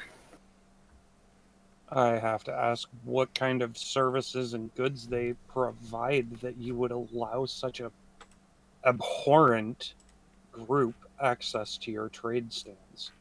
Food and water, which we desperately need because we live in a concrete city where we can't grow it. Oh, well, in that case, boy, do I have some things for you. They lift up a hoof. I'm not the boss. If you want to go and talk to the boss, that's fine, but it's way above my pay grade. Fair enough. Where might I find your boss? When you first go inside, go down the ramp, take an immediate right into the market area, take another right, you'll find them down by the guard post. That, or you can try talking to the regulators. I'll start with your boss, but your regulators do have some information that they need to know. That's perfectly fine. She nods to the guards. My apologies for causing you any trouble. They kind of shrug it off. We deal with them on a regular basis. We don't exactly blame you. Especially not since what they did to, Hey Fia, get the username generator.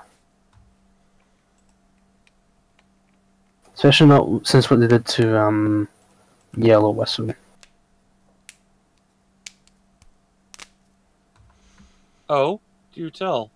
I've got some walking to do, and I could use some entertainment. Or, at least, news. Not now. When I get off shift, you can buy me a beer and I'll tell you.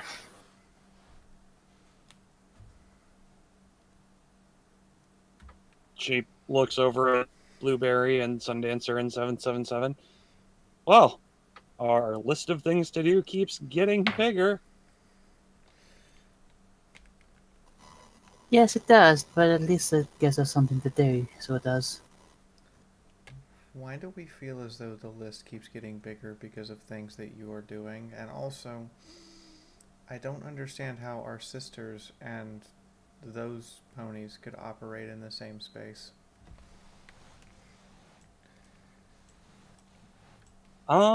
There's a long-standing pony behavior known as willful ignorance.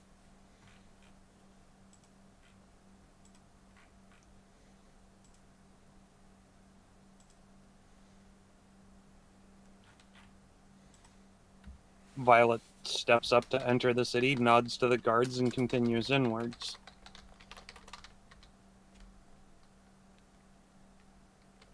By the way, do I recognize either of the guards?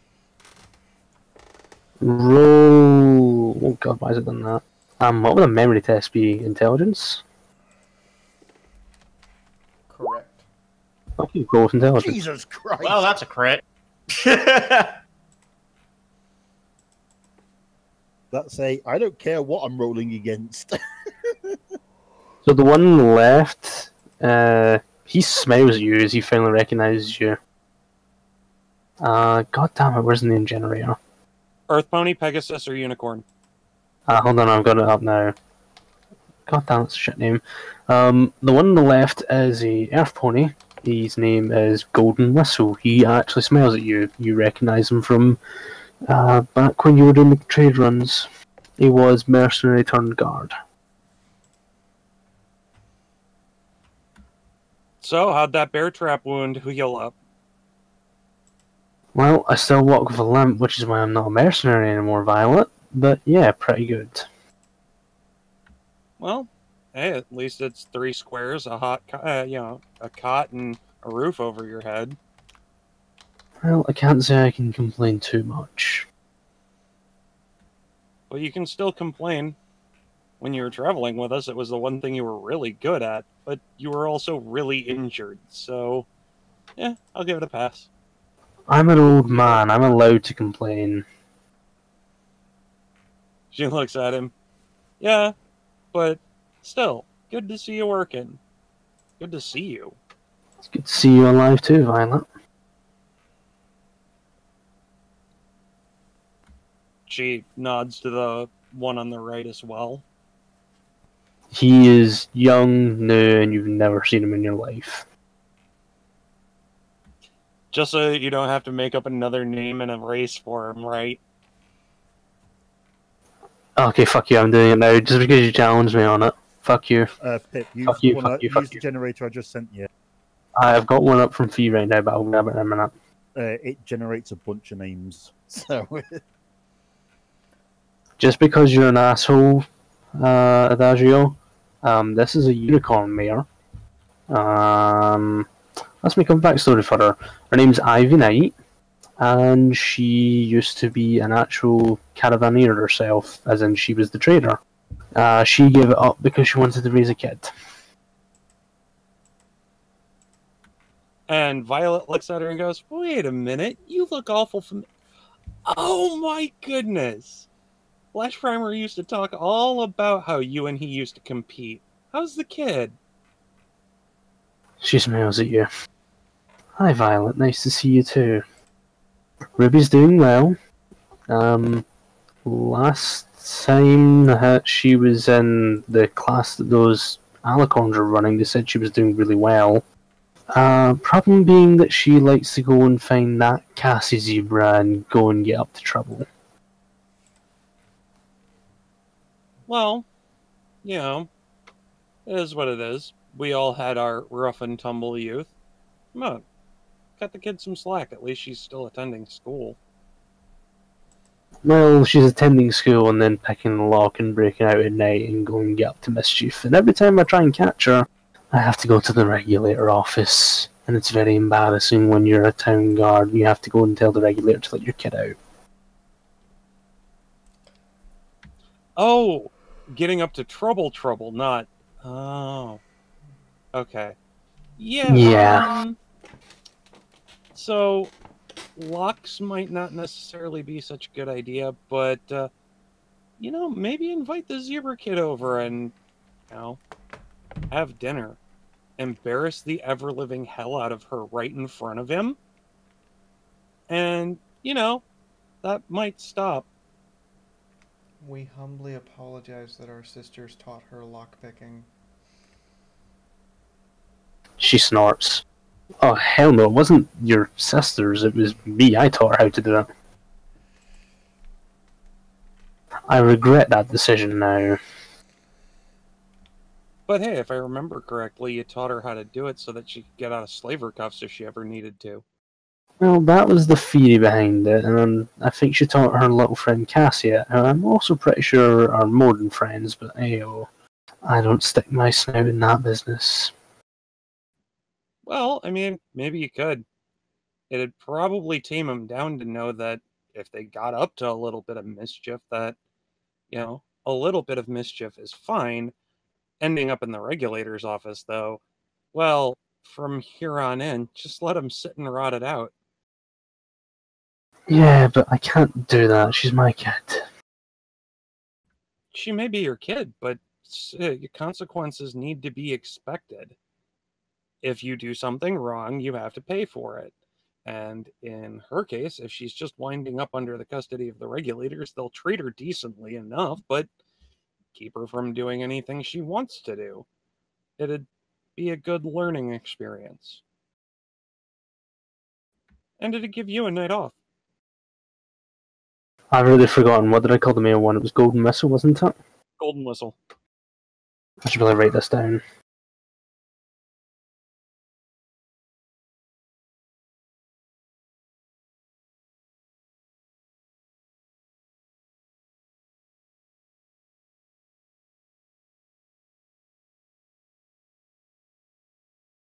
What was the female called again? Ivy something? And the kid was Ruby. Because I have a feeling you're going to come back to this, and I'm going to need to remember it, and I won't. Fair.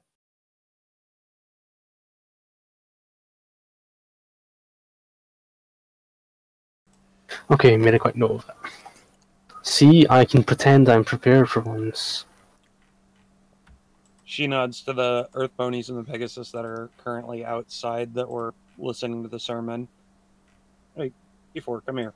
I promised you medical attention, so come on, let's get you inside.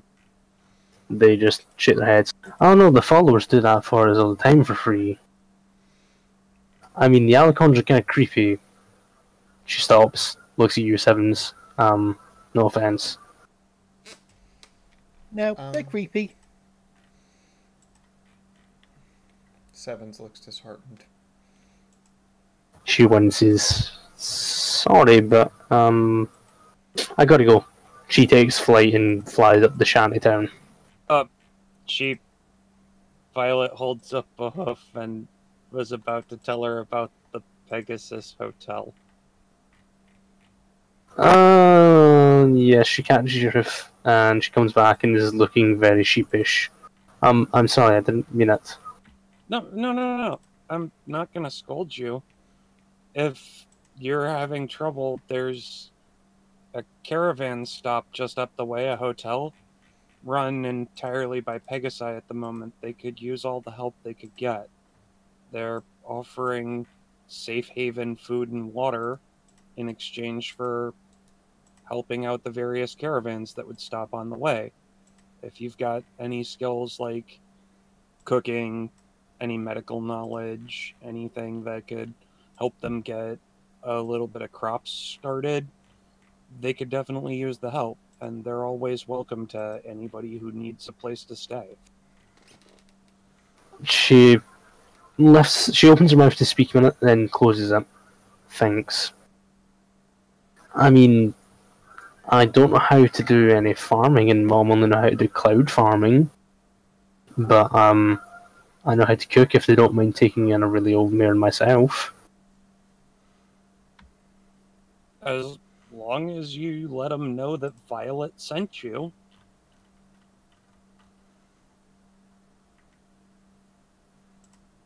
I think I kind of want to get away from this town. Okay, thank you. Not a problem. She looks one more time at your Sevens and then bolts. Sevens drags her hooves inside. Violet steps over and gives 777 a hug. As does Sundance. You don't have to. No, you're feeling down because other people find you off-putting. Just remember, you don't need a lot of friends, you just need good friends. Golden and Ivy pipe up at this point. I mean, if you're a friend of you're a friend of ours. When we get off duty, we'll come and find you all. We'll go and have a drink, and we'll get you sorted out with some digs. Sure thing, but first order of business, she looks over at Darkflare. We need to get an inhibitor ring off her horn. Please. Did that Pegasus just make a pass at all of us?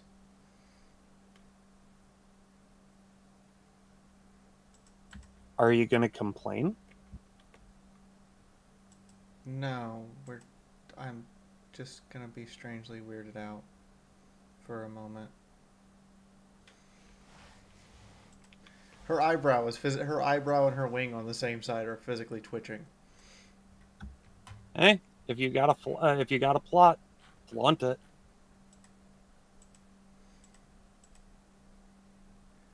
Violet begins to trot into town. The girl is awkwardly standing there, very confused at what to do. Your free slavers have wandered off.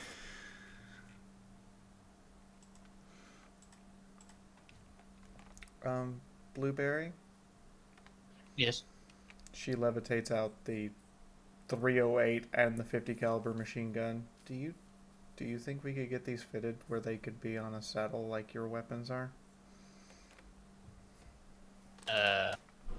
Out of character, would it, or would it require a perk for...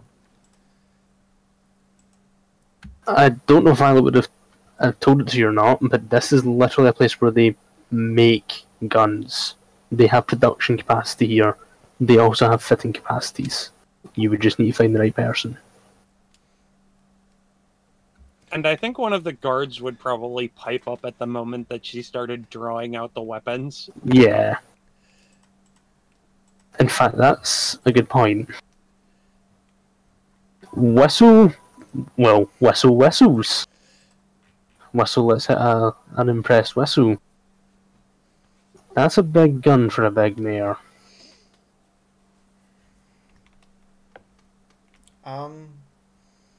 We liked firing it. It was fun.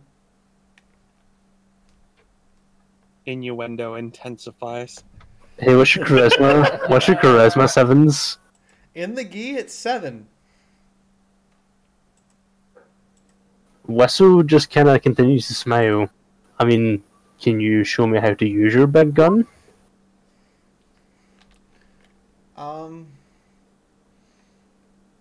Once it gets fitted to a saddle, sure. She looks very confused. You hear Ivy snickering. Whistle is actually flushing a little. Violet, your friend's a little dense, isn't she? Violet just starts chuckling and keeps walking. Dance? We are not dumb. We're just... No. He shoves his own hoof in his mouth. Ivy pipes up. Whistle, you're just digging a deeper hole right now.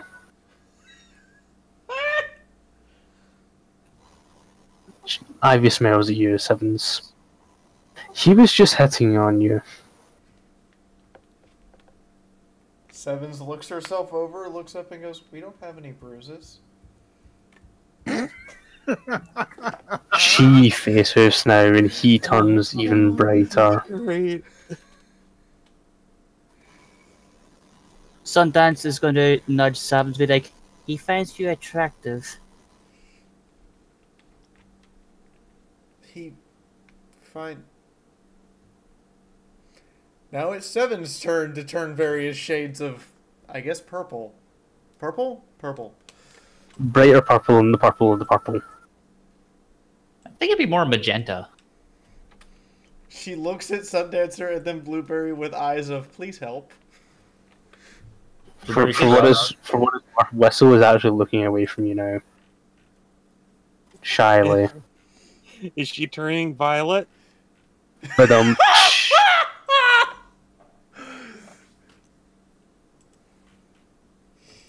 Dark Flare kind of looks at what's going off, grins, and dashes to catch up with Violet. Sevens will take one sidestep. I have to go find General Scuttles before someone squishes him. And then literally let cartoon smoke cloud bolt. Can you roll me an agility, please, Fee? Is this not to fall flat on her face? Yes. You I'll do success. one better. Oh! You do the puff of smoke though, and cartoon vanish. Is it like when Trixie throws down the smoke bomb? Yeah, and it's exactly like that.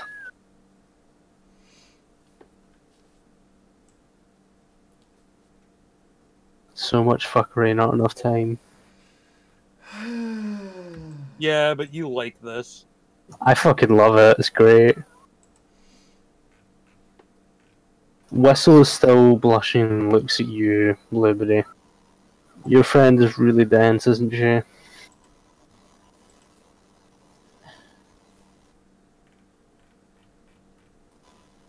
I wouldn't say she's dense, just not You're rudely interrupted by Ivy, barking out, laughing. Can I see your big gun? Was that really your best pickup line?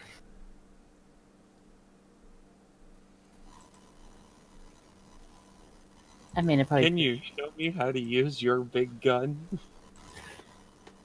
She's not exactly dense. She's just not She hasn't traveled much. Let's just say that. Can you please just go inside so that Ivy can laugh at me and I can stop being embarrassed? She's probably just shy. Just give her time, okay?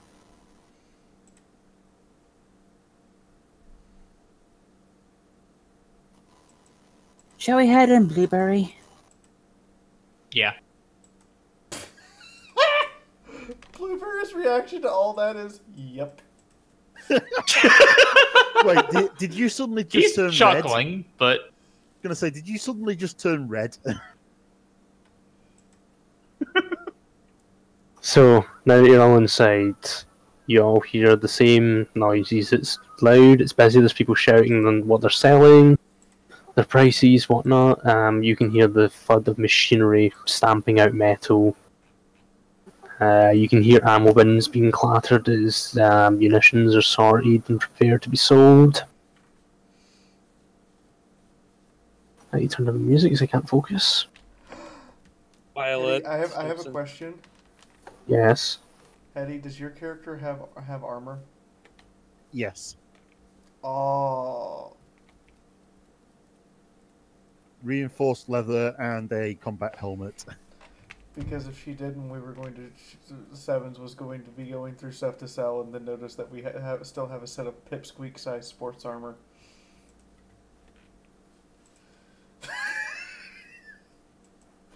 I mean, wouldn't that still be better than reinforced leather, or am I remembering the stats wrong? Reinforced leather is 10. Reinforced leather's better. Oh, okay. But I If have I- a question. Sorry. If I did it correctly, didn't we give that to Seabreeze? Oh, no. Adagio, you had a question? Yeah, if we've still got the sports armor, we could take it apart and use some of the materials to reinforce the leather armor because it's already the right size. It's already reinforced. I meant, like, actually up armor it a little bit. A blade of plating, basically, but yeah, I get what you mean. Oh, okay. Yeah, so here's what we have.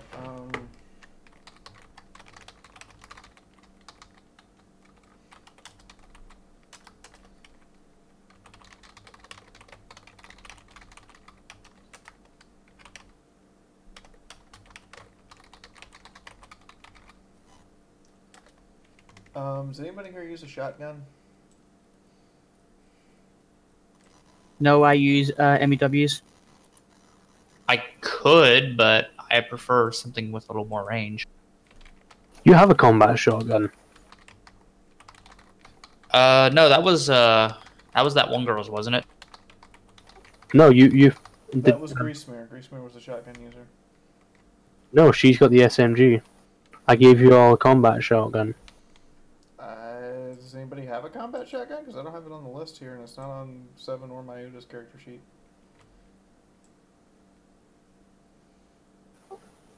It's on my loot list. Combat shotgun, 100% condition. Oh, wait a second. 2412 or 20 gauge, I can't remember now. It's 20 gauge. 2412. It's the Yeah, 24 24 20 gauge. Yeah, 24 shotgun shells for it as well. Okay, well, I'm typing out everything. Yep. Yeah, it's it was in a group of loot that I forgot to put on my character sheet, but had written down in a notepad. If it's loot, File. I've been keeping it on the loot list. Do we need dash? Anybody need dash? No. Need it? No, but could it be useful? Yes. Do you want to keep and carry it? I will keep and carry it because it can technically be used as a medical device. Okay, add 6 units of dash to your character sheet. Sorry, folks, got to do the Yeah, no, this is loot I found on my own in the game because none of the stuff is on your loot list.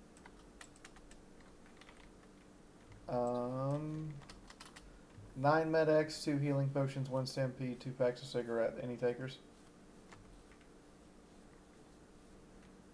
Sorry, just read that out again. 9 med X, 2 healing potion. I'm assuming somebody's going to take those. 1 stampede and 2 packs of 6. I mean, if nobody else, mind you, I suppose I'm a bit too new to the party to really be asking for stuff off the loot list. Won't really be in character yet. Fair enough. As if it's a chem, Violet will take it because it can be used for medicine. Add 9 med X to your sheet. I don't have any healing potions on my character. Does anybody mind? Go ahead. I can't Go keep healing items anyway. Take it. For what it's worth, Eddie, the idea was you were all going to go on this adventure to get your horn key back. And that was going to be how I integrated you, but apparently that's not happening anymore. No, it's going to happen still. Add a stampede to your list as well, Violet. A single or 2 doses, I thought you said. 1 dose of stampede.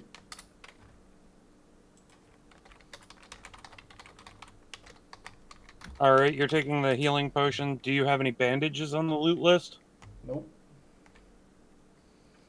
And then everything else on the loot list is crafting material. Or food. I just added a list of the stuff that I got back at the place where I got the shotgun. Okay, in that case, Sundancer, take the magical fusion cells. That's what I was gonna do.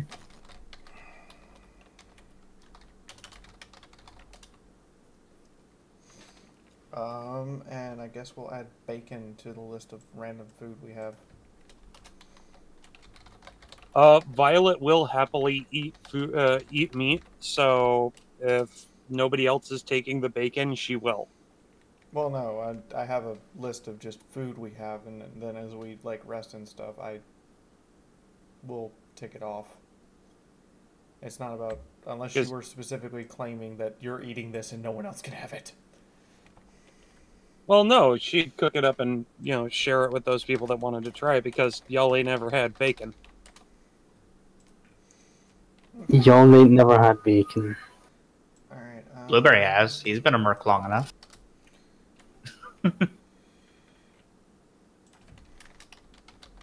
Guess I'll add a miscellaneous item, a Geiger counter.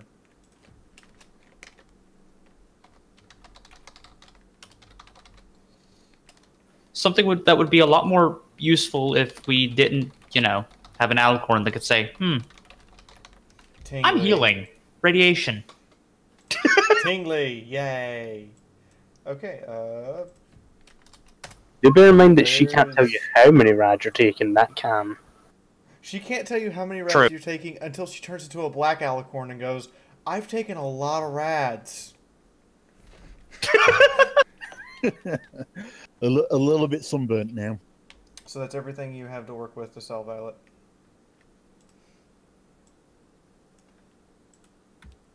Well then.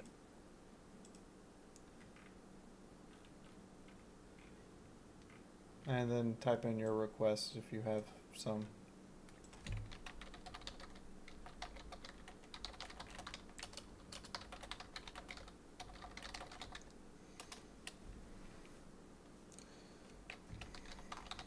So, everybody happy? Yeah, I'm just... Yeah, I understand. I've been quiet so you can do that. 20 plus medicine. So before we get around to the stuff that would be done during what is effectively downtime, Violet is going to follow the guard's directions and head to speak with the boss, as well as find out where the regulator office is, so that Darklair could get the horn ring removed. Is anybody else going to follow, or is anybody else going to wander off? Sundance will go with Violet. At the mention of getting the horn ring removed, I'd follow Violet.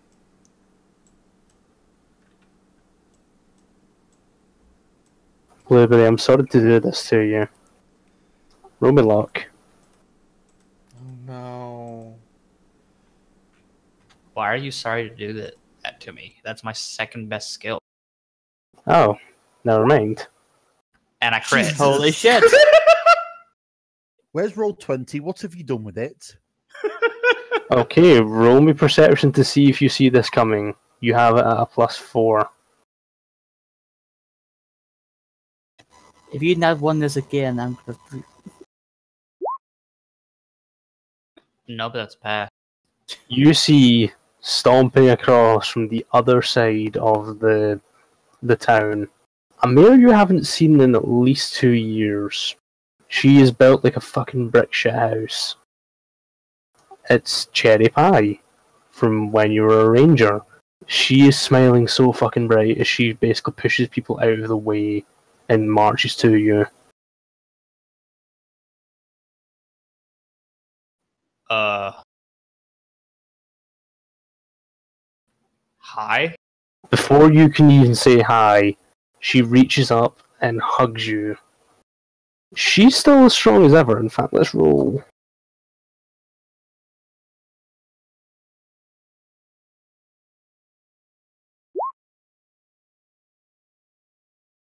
Yeah, it's pretty bone crushing. She has the widest smile on her face as she looks up at you. Blueberry? You're not dead? Sevens physically takes No. a step away. No. I wouldn't die so easily, now would I? She smiles so bright. She actually looks the happiest you've seen her in years. Well, you haven't seen her in years. This is one of the happiest times you've ever seen her. Oh my god, it is actually you. I thought you died when we raided the stable. My, so happy to see you alive. Where have you been? What happened? I thought you were dead. She actually lets you go from a bone crushing hug now. I left. Left? I didn't want to be part of that raid. And I figured if I didn't go with that, I would be... She puts a hoof on you to stop you. Oh, I'm not going to shoot you. I'm with Applejack's Rangers now. Oh, I've heard of those. Yeah, we thought you... Well, the Lance thought you died outside fighting the Starspawn. I'm really happy to see you here. Where are my manners? Come with me. Let's take a seat and catch up. Okay, mind if my friend here comes with us? She takes one look at you. Seven's I one like- to hoof. Hi! And there's literally a rat roach poking its head around her mane. She smiles really brightly. Hi, what's your name? 777? I'm Cherry Pie. What's your pet's name? He's really cute. General Scuttles. She squeeze. That is so adorable. Blinks repeatedly at Blueberry. We assume you know this mare? Same contingent way back. Don't say it like it was so impersonal. We assumed you knew this mare more than just as soldiers in a foxhole, but okay.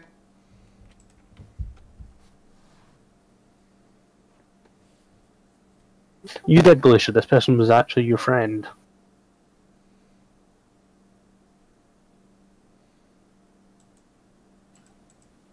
Okay, sorry. The- No, it's fine. I did DM you that like 4 weeks ago, and then you never got here because other shit got in the way, so it's fine. Who wants to go first? Okay. Yeah, it's quite a while ago I sent you that. Any volunteers for going first? No. Sevens Well, will go ahead, V. follow. You guys go ahead first then, because this could be entertaining. In which case, the first order of business, Violet seeks out the leader of the circle. Do you mean the leader of the guard, or do you mean specifically the leader of the circle? Well, the first would be to find the leader of the guards, because the leader of the guards could point me towards the person who actually runs the settlement. But also because I need to talk to the person who runs the guards and attempt to convince them to take on a pre-war ghoul who may suffer PTSD while standing guard and try to shoot zebras. You know, when I say it out loud like that, that doesn't sound like the greatest idea. That sounds like a fucking awful idea. You should totally do that. I mean, it doesn't sound like a train wreck at all. Where the hell is my bloody dog token? There we go. So, you come round the corner to the guard post. The bit on this floor is just a small sort of reception desk, but you can see that just down to the right they have a downstairs area where you reasonably can assume they have a couple of either cells or at least paperwork and weapons and whatnot. There's a couple of guards milling about, a couple on smoke break, and you can tell the dog is the leader immediately because it has the biggest, fanciest hat.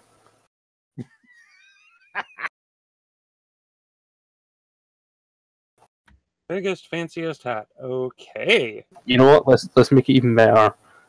Not only are they wearing the standard guards, a brown jacket with some, body armor, a duster, an armor duster with what's the symbol for Iron Shot's firearms? What's their signal? I believe it's a giant IH with a stamp on it of an iron over it with an apple on the iron. Yeah, they're all wearing that on their dusters. The dog is wearing one that barely fits it, to be honest, and is wearing a tri-point pirate's cap. Because eccentricity is the best.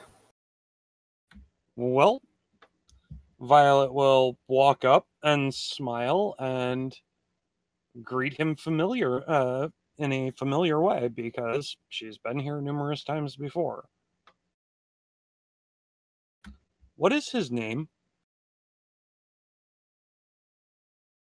Sorry, I was replying to something from you asked me. I don't have a dog generator name.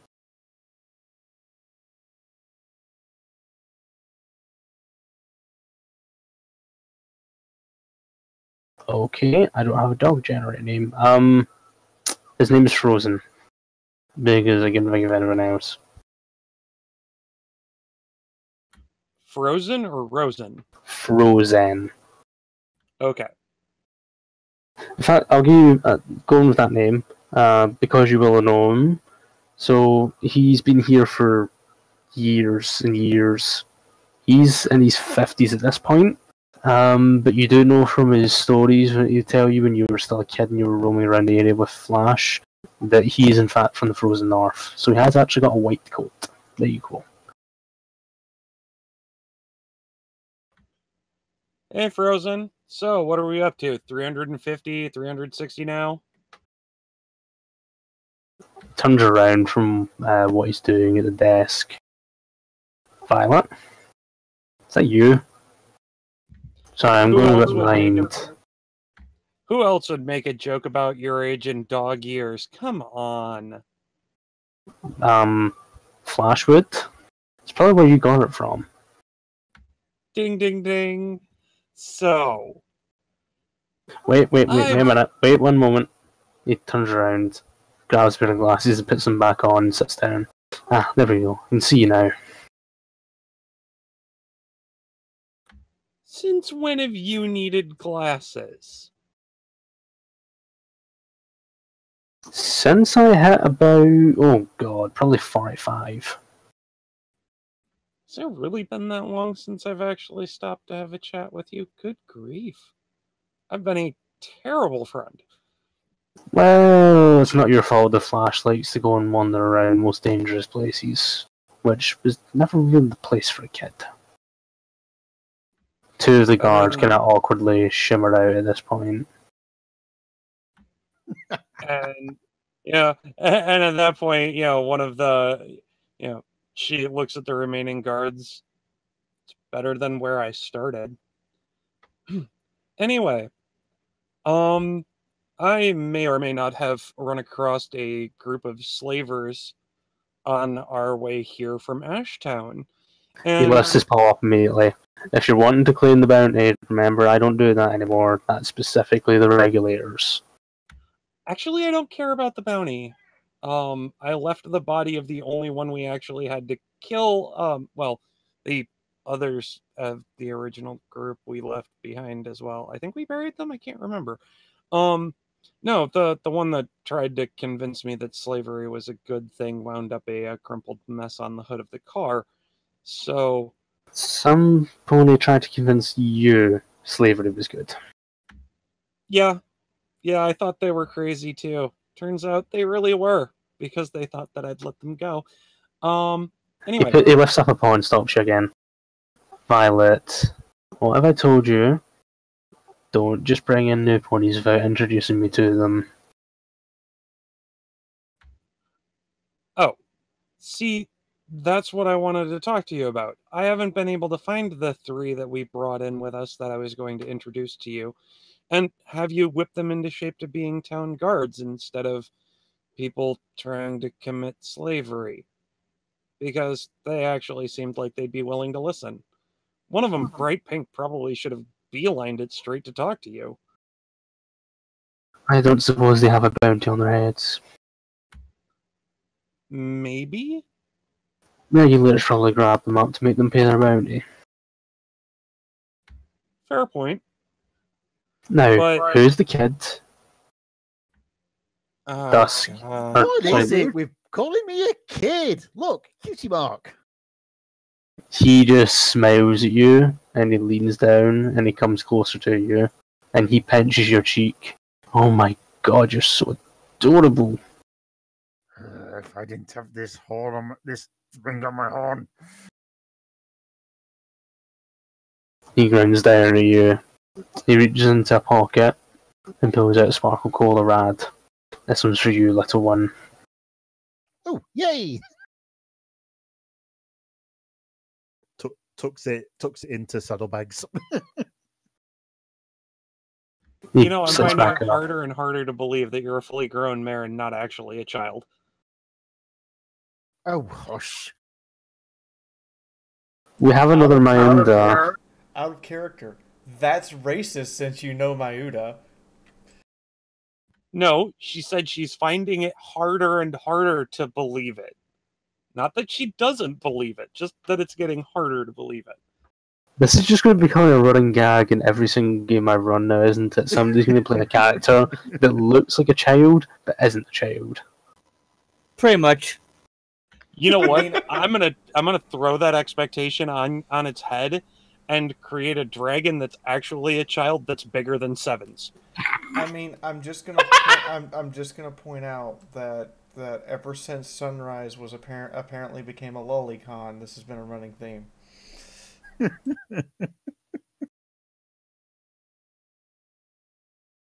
I wish I could be mad, but I'm not.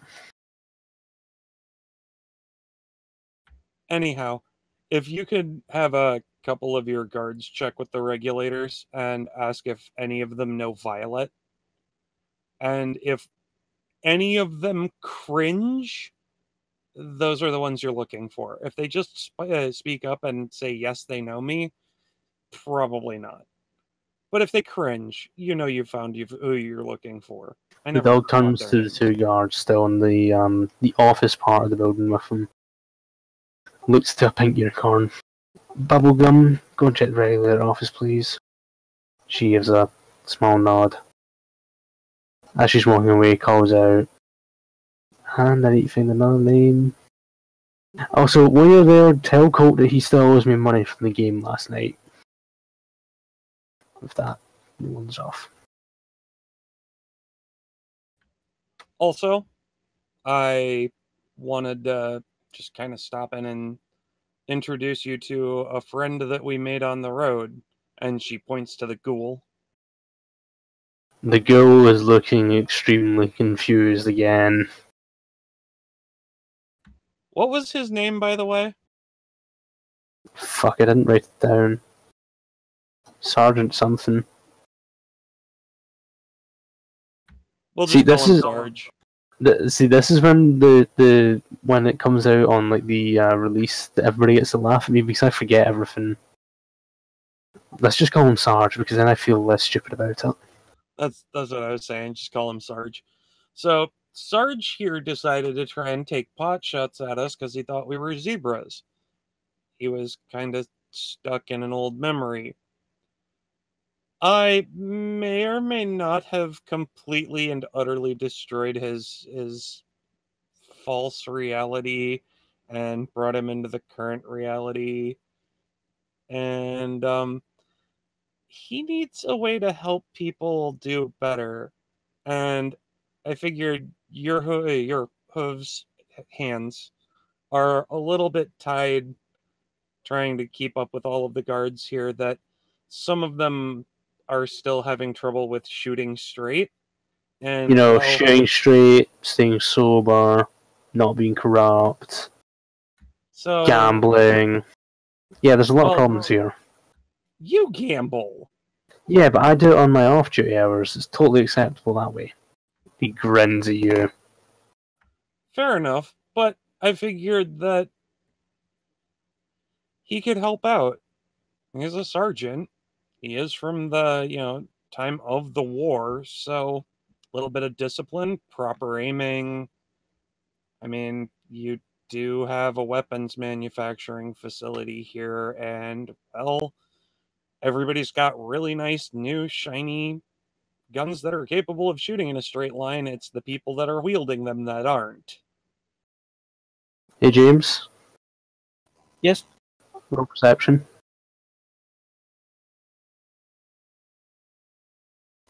Just a standard roll? Yep.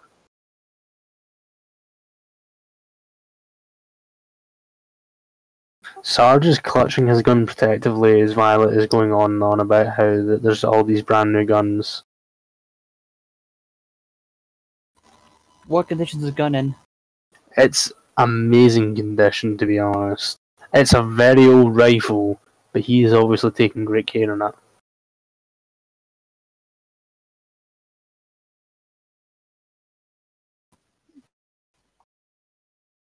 But Violet continues. He'd probably be a really big assistance in training new recruits and instilling some discipline in them. You know, help ease back on the overall problems of getting high, gambling, carousing, that sort of thing. While Oh yeah. Add on to that, the whorehouse that opened up. That's become a big problem. Okay, out of curiosity, is that something Violet would know about? I mean, you knew there was going to be hookers in the area. Well, yeah, but I'm asking if she would specifically know who opened it up. Who opened it up? You have a reasonable guess. It's a God damn it! I fucking hate this. I need to write this shit down. You have a reasonable expectation that it was probably Mr. Bristol. What the fuck is that name generator? Fuck it, we're going with it. You have a reasonable expectation it was Mr. Bristol, who was always a bit of well, you were pretty sure he dabbled in slavery. He definitely paddled chems, though.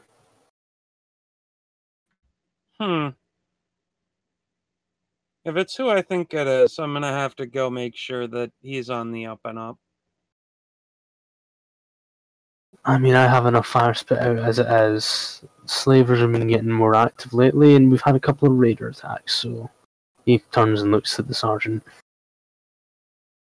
who is completely off in his own world, clutching his gun.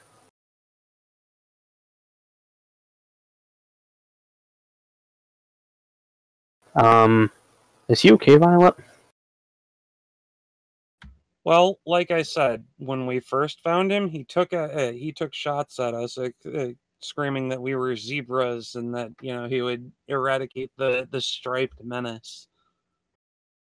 Are you really sure it's a good idea for me to take him on if he's in that condition? I think being put to use and making sure that people are shooting straight, as long as he's got something to focus on to keep himself active, he should be fine. Also, and she looks over at the ghoul, you should probably pair him with a zebra that you can trust to disarm him. And the only reason I suggest a zebra is she watches Sarge very carefully. He's lost his own world still. Is that he needs something to fixate on, but he also needs to know that the zebras that we live around can be trusted. The zebras that are here in this town are decent folk. I'm sure any one of them could help him come to grips with the fact that at the end of the day, we're all trying to survive. At this point, why didn't I write that down? What did I say the dog was called again?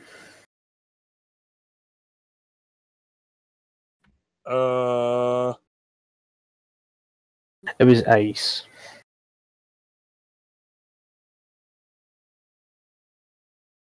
I am terrible. I really need to make sure. The dog or the dog? Yeah, the dog. D-O-G. Oh, Frozen. Thank you.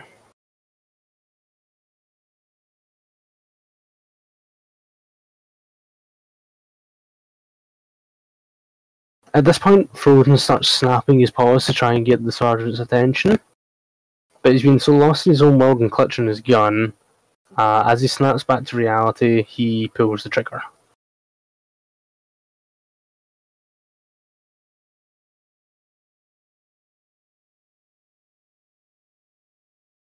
Hey, Eddie. Yep. Roll me luck.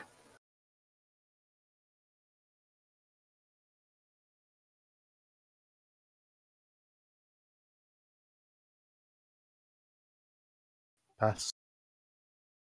So as the ghoul snaps back to reality, he goes, huh? He snaps off the salute, and the rifle goes off, and it shoots between your two rear hind legs. Hey, watch it! Oh. What happened? Where are we? Who are you? Wow, You nearly shot me. Oh, sorry, kiddo. Why is there a really big dog. I'm not a kid! Yes, you are. Sarge, focus. For a moment, he just kind of stops, takes a breath, and then just looks up at the dog. Hi.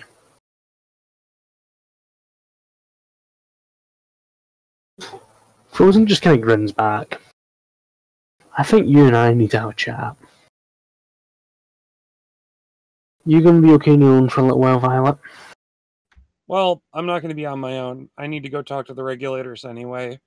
Dark Flare here is dealing with a horn inhibitor, and I think they might be able to help her out. I don't know how many slavers they've got recently. I know they've killed a lot.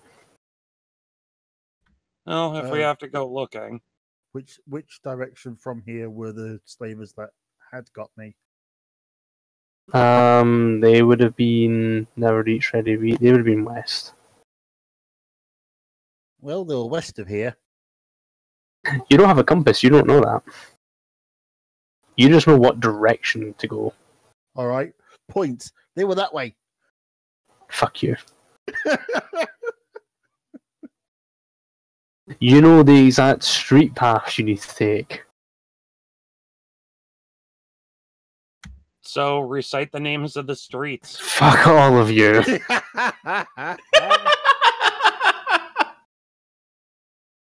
Okay, you recite the street names, because fuck you. And Frozen kind of nods. Okay. You're probably better off telling the regulators. We're just town guards. We don't deal with that. But that's good to know. I'll tell the caravans to avoid it. Okay, also, Sarge. Yeah, they got ambushed by raiders. Don't know who won. And at his mention of telling the caravans, oh yeah, actually, at the do you remember the old hotel about 2 hours out of town? One that used to be pretty nice, but it was really boarded up. The one close to Avarice's Ashtown? Yeah, the one in between here and there. Yeah, I recall it. So, bunch of Pegasi actually holed up in there, and they had started to turn raider. Well, they've actually opened it up to caravans, and they could definitely use the business. And they've got really nice beds, and it's clean. So, maybe let them know that there's a new path that they can take to stop off, and if they've got some extra food and water that they're willing to trade for a decent night's rest under the watchful gaze of a group that really has no reason to hurt them. And I'm going to be sending a runner out to catch up with Flash Primer and have him stop there as well. You know, they could use the help, and, you know, they're willing to be kind to outsiders, so. It's probably better been taken up with the new Mayor Berry. Mayor Barry? Mayor Berry, Mark. Yeah, unfortunately, his brother Barry Twister died, and, well, she's the new mayor. Alright. Well, anyway, we've got to go talk to the regulators. But yeah, if you happen to catch any of the caravans, just let them know about it. I will put a notice up in the board. Thank you. She steps over to Frozen and gives him a hug. Very grey paws come down and hug you back. And I told you sandalwood would work for your coat. I'm not having that argument with you again. No, because you knew I was right. And she turns and trots off. The dog looks at you, Sundancer. Are you her friend, or are you here for other business? No, I'm her friend. Already dashing off after Violet. Do me a favour, next time she's a smart ass like that, just hit her upside the head. Will do. You know what? Damn it. You can't hear it over the cacophony of the machinery. You're at -2 perception because you've not been here in a while, and the loudness is starting to hurt your ears. Also, Violet failed anyway, critically. Yeah, that's why I'm saying this additional bit, because of the jumping to sevens and to cherry pie and blueberry. Cherry and blueberry. I need to ship it now. I really need to ship it now. Really Yeah, but would the offspring be named Tutti Frutti? God. Or would the offspring be named Razzleberry? So, the bar's on another map, but fuck it, I'm too lazy to move it. So, Cherry takes you back over to her stall for a moment, and she tells her two assistants that she's going to be gone for a while, and then she drags the two of you to a bar. It's about 8 in the morning, so it's pretty much dead apart from the people who have been staying in it overnight. Where is my map for the bar? I can't find it. So, she sets you all up at the bar and she speaks to the barmaids. The bar went real quick and she orders up a couple of plates of food for you both on her. She's grinning ear to ear at you, Blueberry. She's actually ecstatic. So, where have you been? It's been 2 years and I haven't heard anything from you.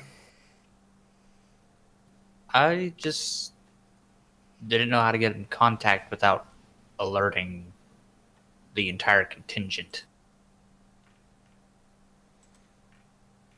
I've mostly just been doing mercenary work. Ooh, mercenary work. What sort of work? Guarding caravans, stuff like that. No exciting claims of going and reclaiming old technology for some creepy old buyers? No. Most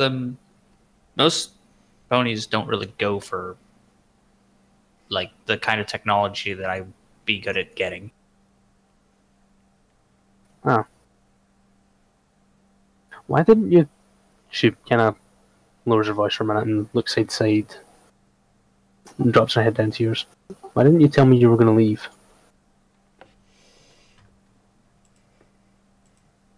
I thought you were my friend. I just figured you would have tried to stop me. She gives you a deadpan look.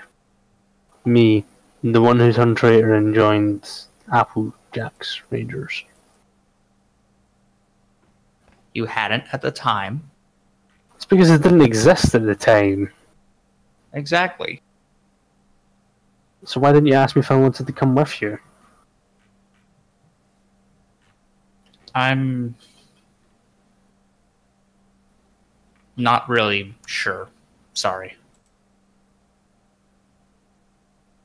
I guess I was just focused on trying to get out without them noticing.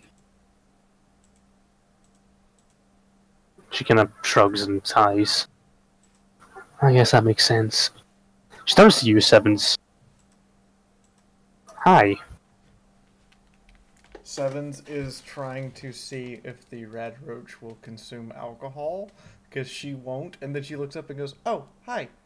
I just thought you two wanted to catch up." Oh, I will catch up with him, but it's rude to not say hi to you when I don't know you and you could be very nice, Pony. Awkward smile. She gives you a genuine smile back.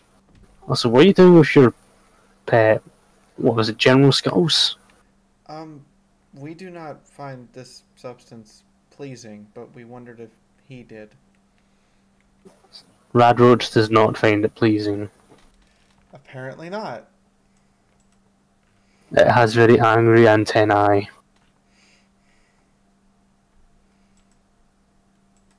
It is displeased. So, go ahead. She slips it another snack cake. It is a happy Radroach.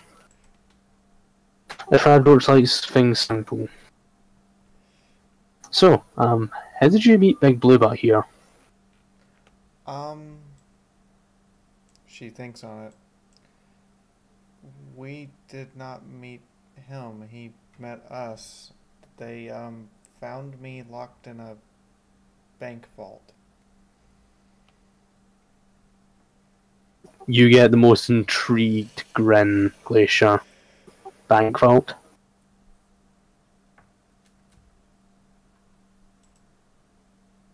There have been some interesting things that have happened very recently. She just sits forward in her seat and smiles more. Oh, do tell.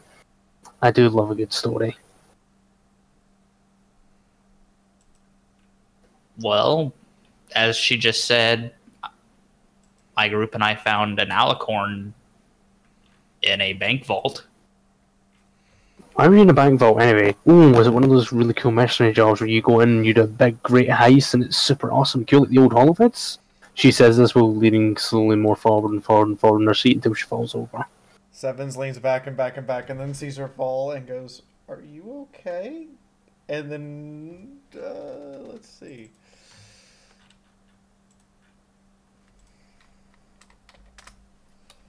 Manages to almost fall out of her seat without falling. There's just a quiet oof. Oof. I can't do that stupid fucking meme noise. Close enough. She looks down and goes, it was none of that actually. Our friend Solid Slug was in, and I were looking through and I tripped the security. Oh. Why were you there, Billy? Were you on a super cool mercenary raid in the bank vault?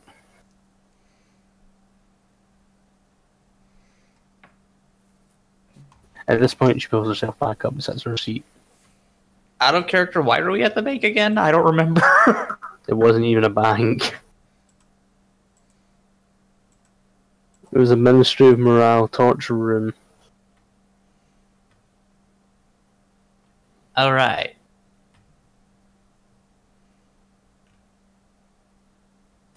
Which was behind a trapped wall at a police station.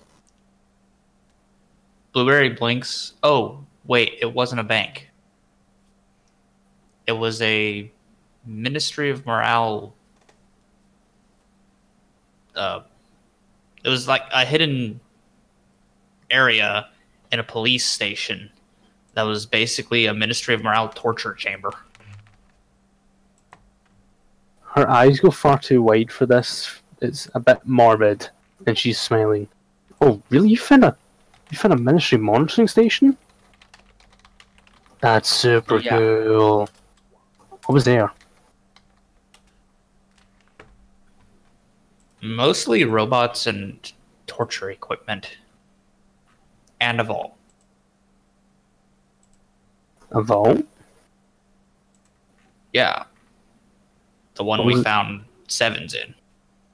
Was there anything else in the vault? Where is this police station anyway?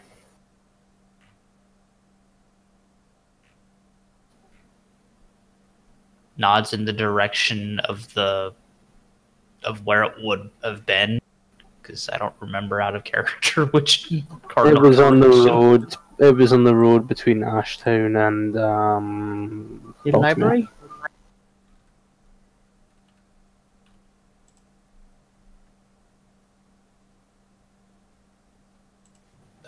Yeah, he gives her the general area.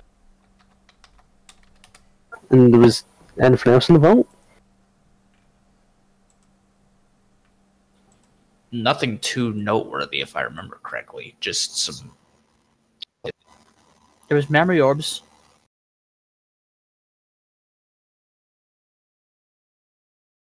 I don't think he knows about the memory orbs.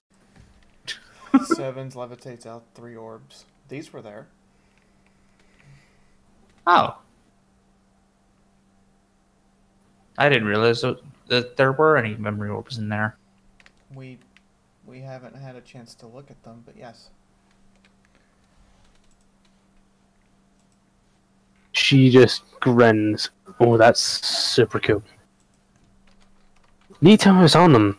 Or, in fact, can I borrow them? I promise I'll give them back in good condition. Sevens shakes her head and puts them away. Aw, that's no fun. Sorry, we want to know what's on them before we're willing to pass them out. It could be... She shudders. Terrible. She puts her with her chest and smiles very proudly. But if it's dangerous, then the Applejack's Rangers need to know so that we can go and put a stop to it.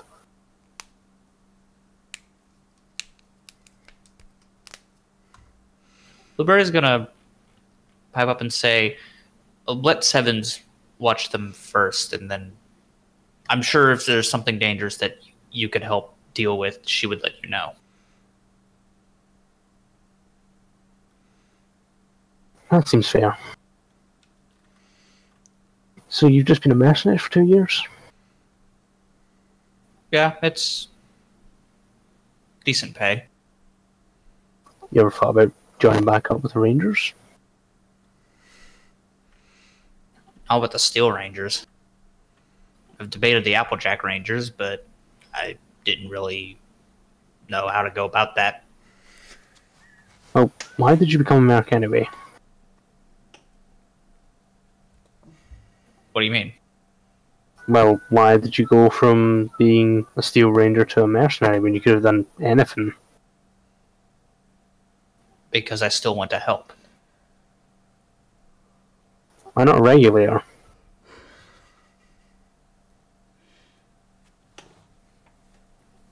They have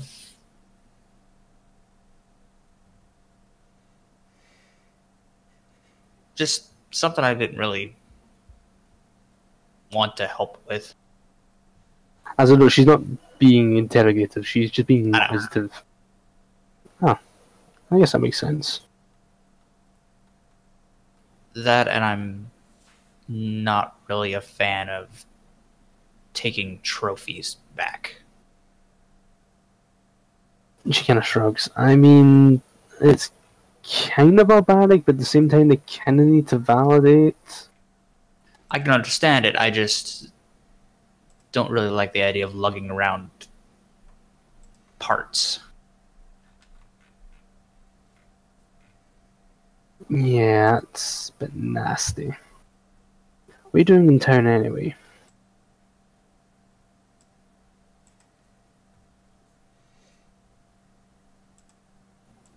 Well, this was on the way to the circle. This is the circle. Oh, right.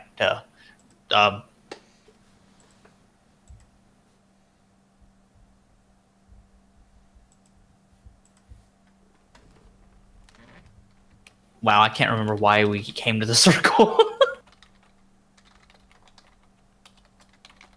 I am really forgetful today. Why did we come to the circle?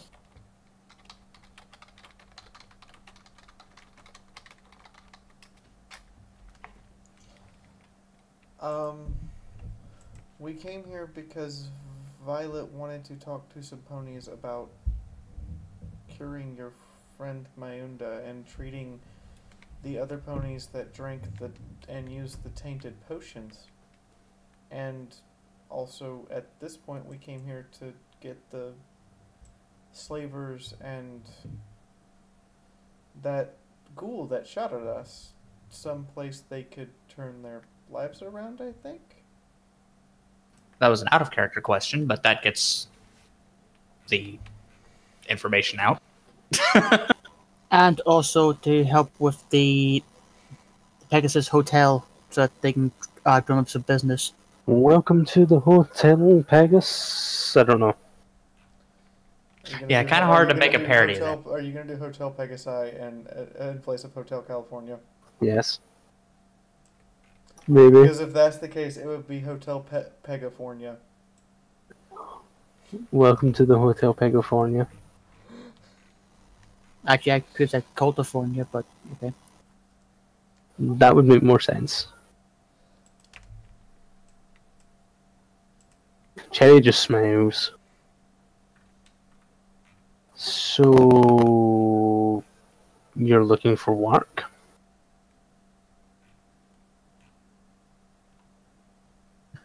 We have a few things that we need to do, but... She smiles really, really widely and gives you the cutest little smile she can.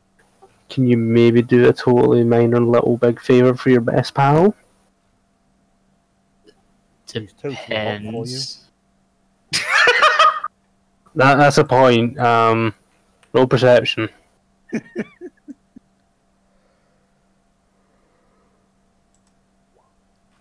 That's a fail. Yes, you don't notice. I mean, I'm kind of getting deja vu of Chifundo and Pickline here. The difference is, whilst it is that, this is something that she's been nursing for years and just found out that he's still alive. Yeah, I know. Sorry, continue. It depends. I have to Well- I would have to discuss it with my friends. I mean, all it is, well, put it this way. You know the contingent we were part of up in, I forgot, Philadelphia? Yes. Well, when the Rangers all kind of split and we had that big civil war where we all, bludgeoned each other to death in horrible ways, yeah, the ones down here in Baltimore really didn't split, and there was only a few of them that turned coats and turned to Applejack Rangers. So I sort of got sent down here to start helping, and there's been a flare-up by the train station, and we're kind of short on hooves, and I need a bit of help. I'm willing to pay. That'll probably be really dangerous, so I'll have to talk to my friends about it, but... All I need you to do is go to an old museum, a museum of technology, and just go and look for a couple of things that I found that might be still there. That's all I need you to do. It's totally normal ranger work.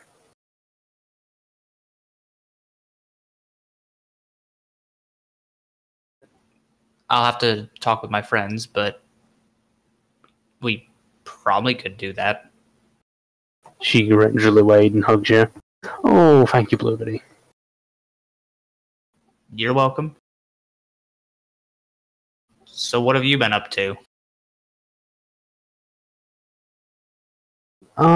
Just joining Applejack's Rangers, getting involved in the Civil War, wondering what happened to you. Fighting in Philadelphia. That was a fun one. I got into a fight with a cyber dragon. That was badass. Wow. Well, I say I did. I was just kind of there when it happened. I didn't really shoot at it. She lifts her really, really bulky hooves. I kind of like it when they're up close and personal, and I don't really want to get close to a dragon. I don't blame you there.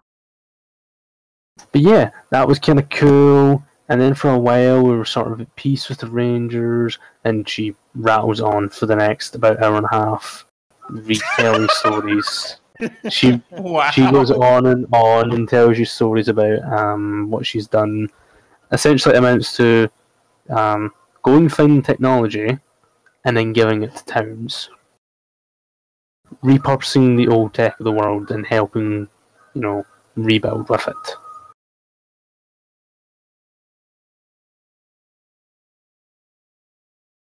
And then after that, we set off the bomb.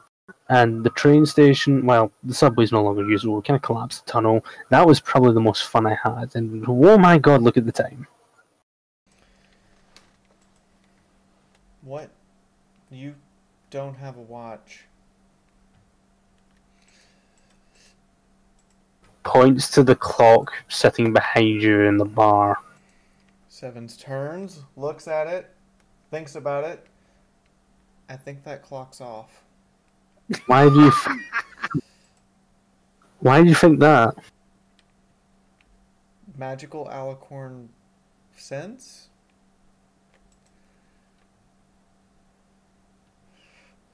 She scrutinizes you.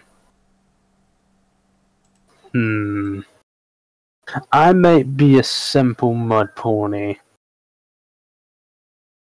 but I don't know if I buy that.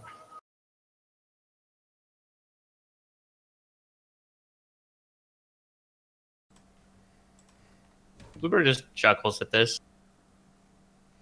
Also, because that clock says 6 and the sun is still out. You win this time, weird magical Alicorn powers. You win this time. She just starts smiling back at you. But no, seriously, I really need to get back to the stall. Yeah, like I say, we're short-hooved, so I've sort of set up a mercenary stall for the time being. So you know where to find me. Okay. She gets up and gives you a big, tight hug again, and she shakes your hoof sevens as well.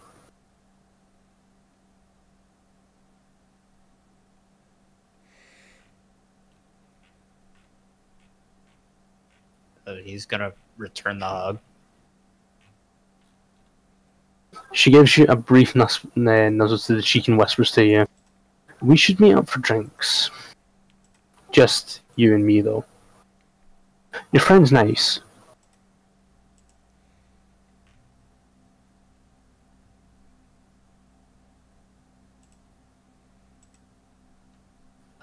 Since Blueberry obviously was oblivious, he'll say, "Alright." She lets go of the hug and kind of just has an exasperated look on her face. Shakes your hoof sevens and smiles to you. "It's nice meeting you too, Sevens."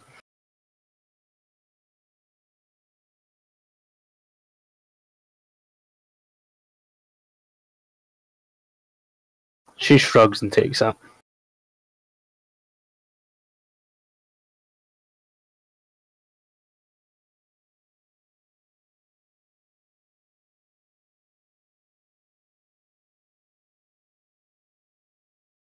Alongside, yes.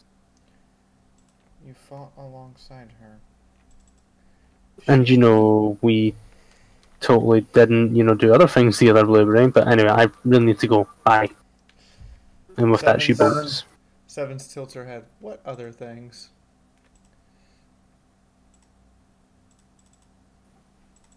We were friends. We hung out and did stuff that knights do.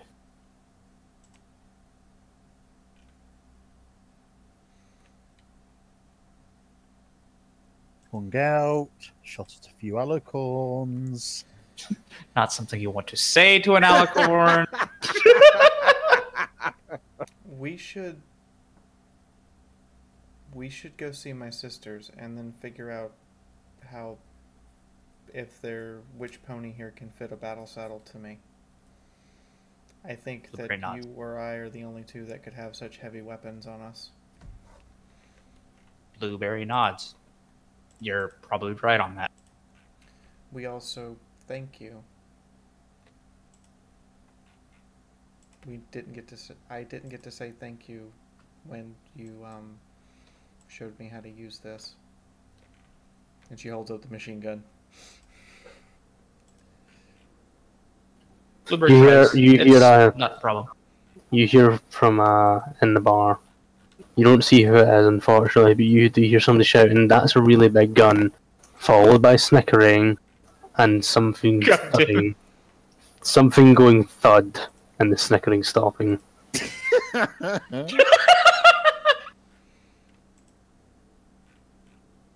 Somebody got gib slapped.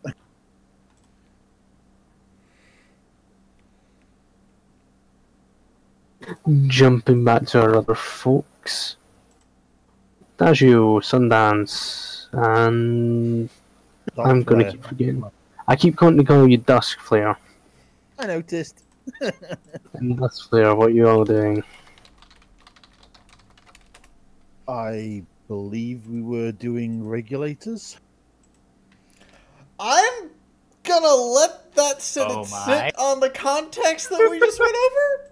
Yep. Do them regulators, do them dirty.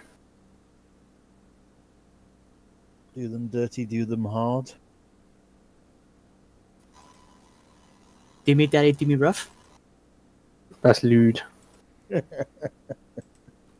Well, considering that during our interactions, Violet's been the lead on this one, I think at most what Violet's going to do is talk to the lead regulator and point out any of the remaining slavers that, had been with our party to the town guards and pay their fines before probably trotting off to go find the whorehouse.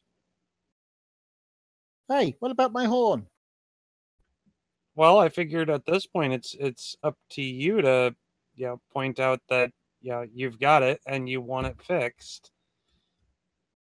So, as a note, Adagio, as you all come into the regulator tent, which is, if you want to move your tokens, you can, it's top right, you see a literal green tent on your left. As you come in, you see that the free slaves are in there talking to a regulator already. They're talking about paying off their bounties and joining up, and the regulator doesn't exactly look happy about it, but he seems to have acquiesced.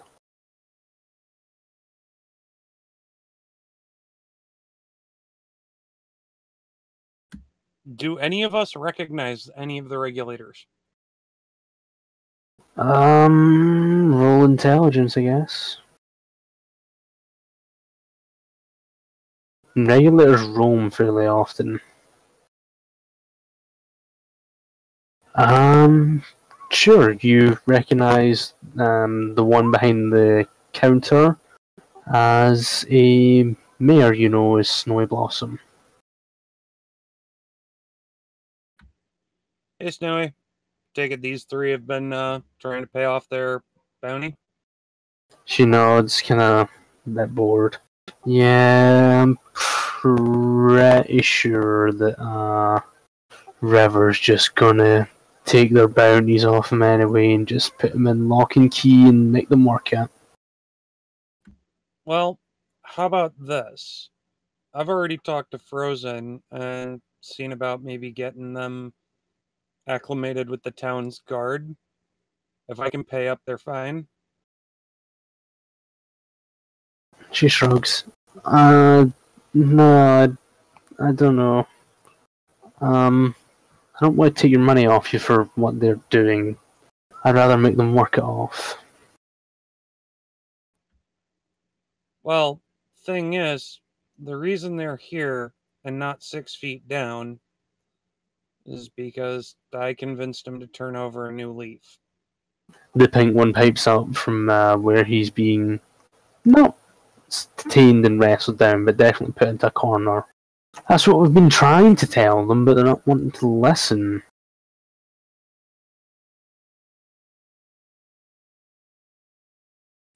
Come on, Snowy, you know me. Well, they didn't exactly drop your name. They just said the mare that glows. Okay, how many mares in the Wasteland do you know that glow like me? Plenty of ghouls, do. Yeah, how many of these would have survived being close to a glowing one for long enough to, get here? She just kind of shrugs. Point. Anyway, I pay up because, well, technically, until I clear the bounty, they're my problem. I mean, technically, because you delivered them into our house, I'm supposed to be paying you. Alright, well, how about this?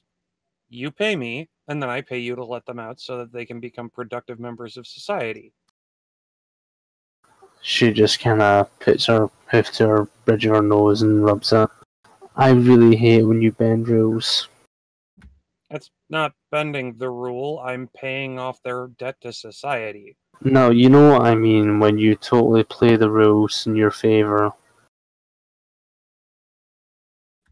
Well, if there weren't people around like me to actually work with the rules and make them work so that everybody ends up happy, well, it'd be kind of like 10 Pony Towers. You know, I liked it when things were just black and white and I could just shoot the bad ponies. You still can. I'm not telling you to do what I do. I just happen to be, well, willing to let them be better because, well, they're willing to be better and didn't spend 6 hours trying to convince me slavery was a good thing. This is the point where you tell me that one of them did try and do that, don't you? Hey guys, she turns to the slavers. Could you tell Snowy what happened to Shackles? Pink one pipes up. Shackles is a bloody smear in the street now. He goes back to arguing with the other regulator about letting him become a regulator. Okay. Shackles. She goes behind the desk and turns around and starts flicking through some paperwork. You can see that she's got a bandage on her left hind leg, which is probably why she's behind the desk at the moment. After 5 or 10 minutes, she comes back out. Okay, Shackles. Yep. That's her name. What colour coat did she have? I can't remember what you Just- said. She was Neither do I, just yellow. I believe it was brown. Brown, fuck it, brown. Brown with yellow mane. A cutie mark of 2 shackles. I mean, if you don't mind about an hour's walk out of town and she points in the direction they came from, she's probably still a smear on the hood of the car. You know the rules, I need you to confirm it, and if you don't have it, I need to have you give me an accurate description. Alright, fine. Brown mare, yellow mane, green eyes, cutie mark of 2 shackles. She nods. Yep, that's her. And, is it just you claiming the bounty? Well, I am the one that let gravity do the work, so yes. Splendid. Here's your 900 caps. I assume you want to pay off all of their 300 debts. Yeah, we can do that. She passes you the money, immediately takes the money back off you. Hey River, they've not got bounties anymore. You hear a grumble. Let's do those. Go ahead, Eddie. No, I was just going to say, does he pout? He grumbles, he pouts, and he goes back to his seat and just kind of lights up a cigarette and just kind of sits there pouting and grumbling about how he didn't get to make any heads roll. Well, you know, you could still make his head roll by teaching him the ropes. She points to the pink one. He seems dead set on, you know, bringing law to the wasteland. River looks to his cohort. Does it have to be me, Snowy? She just points to her leg. Well, unless you can make my bum leg good, yup. Well, hey, Snowy, how about we work out a trade? my other friend here, she points to Darkflare. She's Hi. got an inhibitor ring. You make that inhibitor ring go away, and I'll see about fixing up your leg so you can get back to doing the work that you actually enjoy. She shakes her head. Now, unfortunately, those follower doctors couldn't do nothing about it. They said it needs physio. Apparently, I didn't apply the bandages right. I'm stuck behind the desk for the next 2 months, and I really don't want to be. So, does that medicine check change things? Changes that she's only going to be stuck behind the desk for about a week if she starts for, or say 2 weeks if she follows your physio instructions. She will still be stuck behind the desk though for at least a short time. So yeah, So- Violet gives her proper medical instruction on how to get her leg back into full working order and goes, "Oh, and by the way, let me do a little bit of this real quick."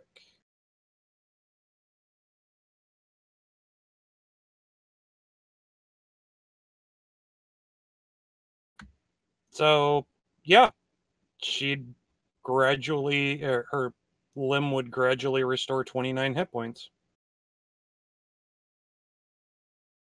Awesome. It's a case of the actual ligaments are damaged, so it's going to take her physiotherapy. So essentially, she's stuck here for a shorter amount of time, but she's still stuck here for the time being. The leg itself needs to be rehabilitated to actually Yeah. function properly. It's listed as damaged at this point. Well, it's now completely undamaged, and the 2 months is now better part of a week as long as she's willing to put herself through a little bit of hell. Yeah, that's what I'm giving you because of your medicine and magical checks. I'm cutting it down to a week or 2. So if that wasn't clear, that's what I was trying to get at, that you've cut it down significantly. Hey, no worries. But basically, you've given her an improved physio regime. So The followers might be, and Violet pipes up, the followers might be good doctors, but it makes there's no comparison between learning it as you go and actually being properly trained. She looks over at Sundancer. So, do you think I could step away for a moment and check up on an old friend while you and Darkflare get things taken care of, the rest of things taken care of here?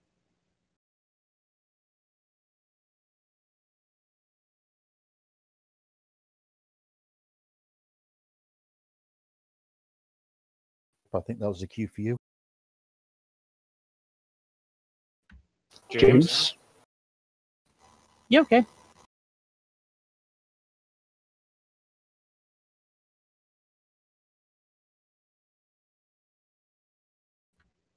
And the floor is Hetty and James's. So, hi. Violet said you might be able to help me get this inhibitor off my horn. She sighs. Hey, River, go and have a look through all the things we managed to collect off the slavers. Go and find some keys. If it helps, they were, and I point in the rough direction I came from and where I was when everything went to hell and back, and She shakes her head at this point. That's not going to help, kiddo. Hey, I'm not a kid. Well, why do you look like one? I don't know. I just kind of stopped growing. She just smirks.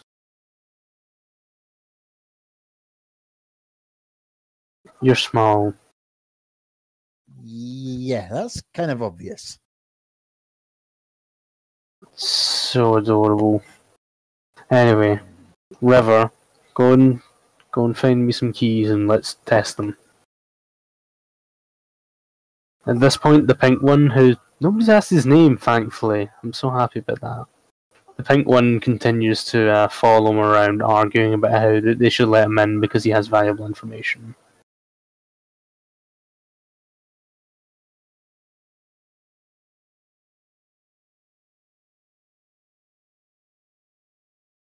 I guess Solar Flare will just kind of park herself somewhere convenient until they come back with keys.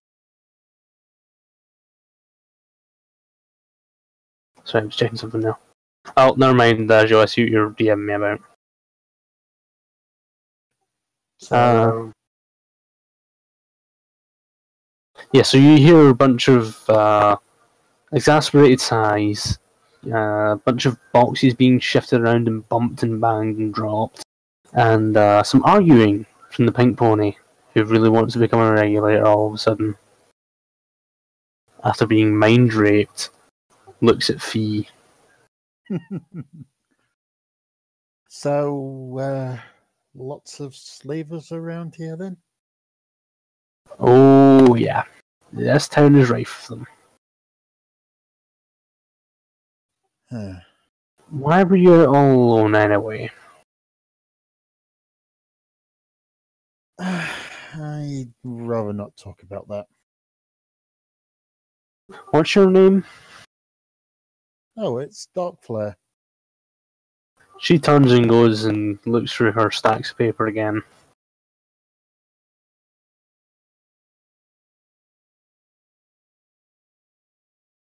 Kind of flashes the cutie mark at her just so she make sure she gets a good look at it and gets the right pony. After about 15 minutes, she comes back up. Nah, nothing on you. She now turns to you, Sundance. What's your name? Oh, mine is Sundance. You got any bounties out on you? Not that I'm aware of, no. Okay. She goes and looks for the papers anyway. Of course you would. You like it when a bounty walks into your office, don't you? Yeah. It's really handy. Does that really happen? Points to the free slavers. I mean, they were looking to turn over a new leaf? Sorry, points to the two slavers because everyone's just still looking for keys. Do we hear the occasional slap upside the head? It's like, no, not there, that there.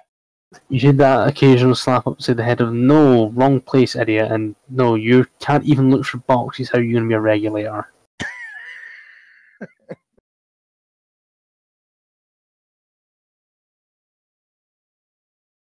Eventually, the two of them come back. He's got a stack of about 40 keys. Wow, this is going to take a while, isn't it? Yup. Can I help with that? Okay. Takes off helmet and holds head so that horn is easily accessible. Sundance will assist with the keys. Harry, roll me luck at a -5. Because the chances of them having the right key is astronomical. Thought so. So for the next hour or two, they go through every damn key. None of them fit.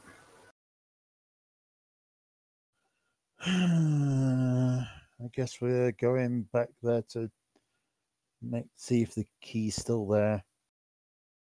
It was worth a try, though. I really don't want to go back there.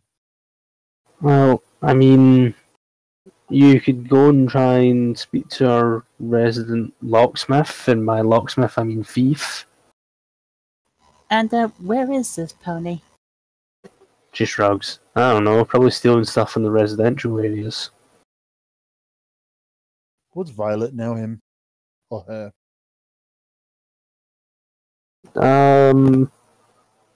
No, but the guard told you about it. You're looking for a zebra named Callie. Or sorry, Cassie, I should say. Cassie. Heard that name before.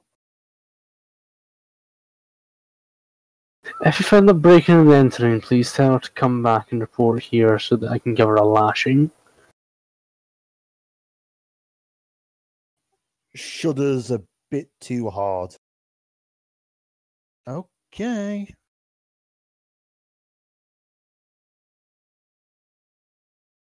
And kind of. I guess me and Hetty are gonna go looking for this Cassie. Thank you for your help. You're welcome, kiddo.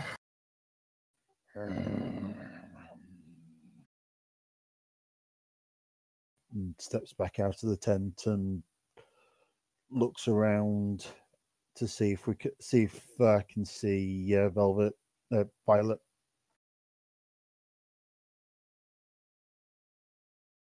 Violet, you bumped into the zealot. You get a mutter of filthy. That's about all you get. And then I assume you go looking for the brothel. Filthy, huh? Hold on, let me roll charisma.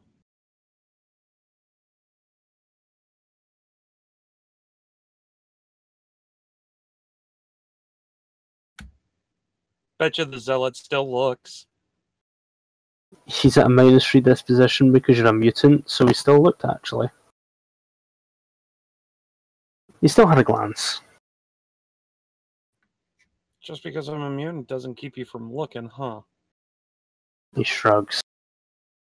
Use you and shoot you. You could try. I would succeed. Cretin.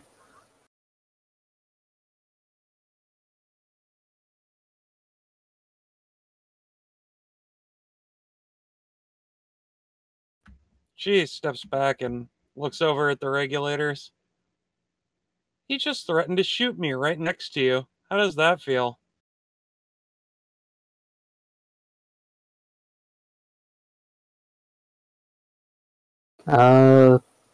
Those regulators at that point would be looking through documents and files, so you would have to physically go back in and get them.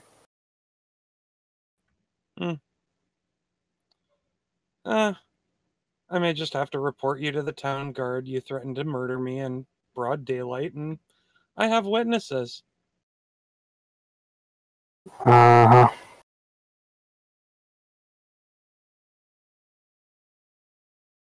Are you done, or are you going to buy anything? I wouldn't buy anything from you. That's great.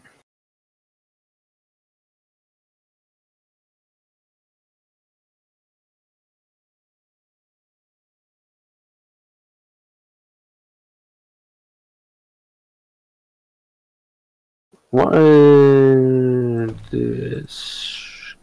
Okay, at this point, do people want to continue, or do people want to call it there?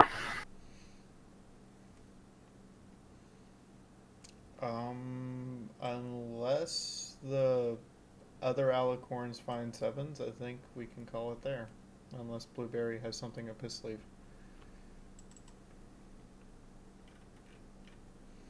Sorry, what? Do you have anything up your sleeve? Because otherwise it's just do the other Alicorns notice sevens walking around. No, they would have noticed you. No, not really. They probably would have noticed you coming in, but Okay, well, if they don't make any effort to go talk to her, then that's it for now, and we can do that later. I assumed that Violet was going to go and talk to them, but if not...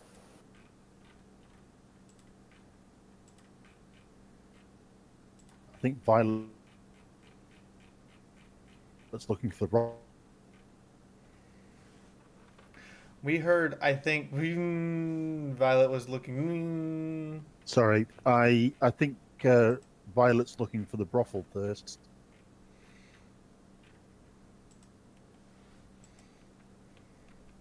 You know what? I'll leave you on a cliffhanger. Because honestly, right now, Sevens is debating if she actually wants to go talk to her sisters again or not. She's not sure how they'll receive her. And so, unless they come up to her immediately, she's going to kind of ruminate over it while her and Blueberry go find a someone to fit her into a saddle. Roll me a 1d2 fee. 2. So, does anyone else have anything else they want to do before I end the session? Nope, I think me and Hetty are trying to find that zebra character. Yeah, Violet's- find Violet. See if Violet knows anything we can use to go and find them. And beyond that, yeah, go looking. Violet, you're looking for the brothel, aren't you? Yep, but we can kind of sideline that. Oh, no, because what I'm going to do is I'm going to leave it on a cliffhanger. So, where's my Alicorn tokens? Oh boy. I can't find them, so I'm just going to copy 2 of yours because I'm lazy. Oh, you had actual custom ones? Uh, Hold on, do you want Alicorn tokens? Sure, send me Alicorn tokens. Point being, the cliffhanger we're going to end on is Fee. You're going to be approached by 2 Alicorns. They're both wearing followers of the apocalypse. What's the robes in the Ministry of Peace for medic first aid band type deal? Green, blue, or purple? 2 greens. Okay, I sent you 3 tokens. Awesome. Point being, 2 greens are approaching you, and I'm going to end it there.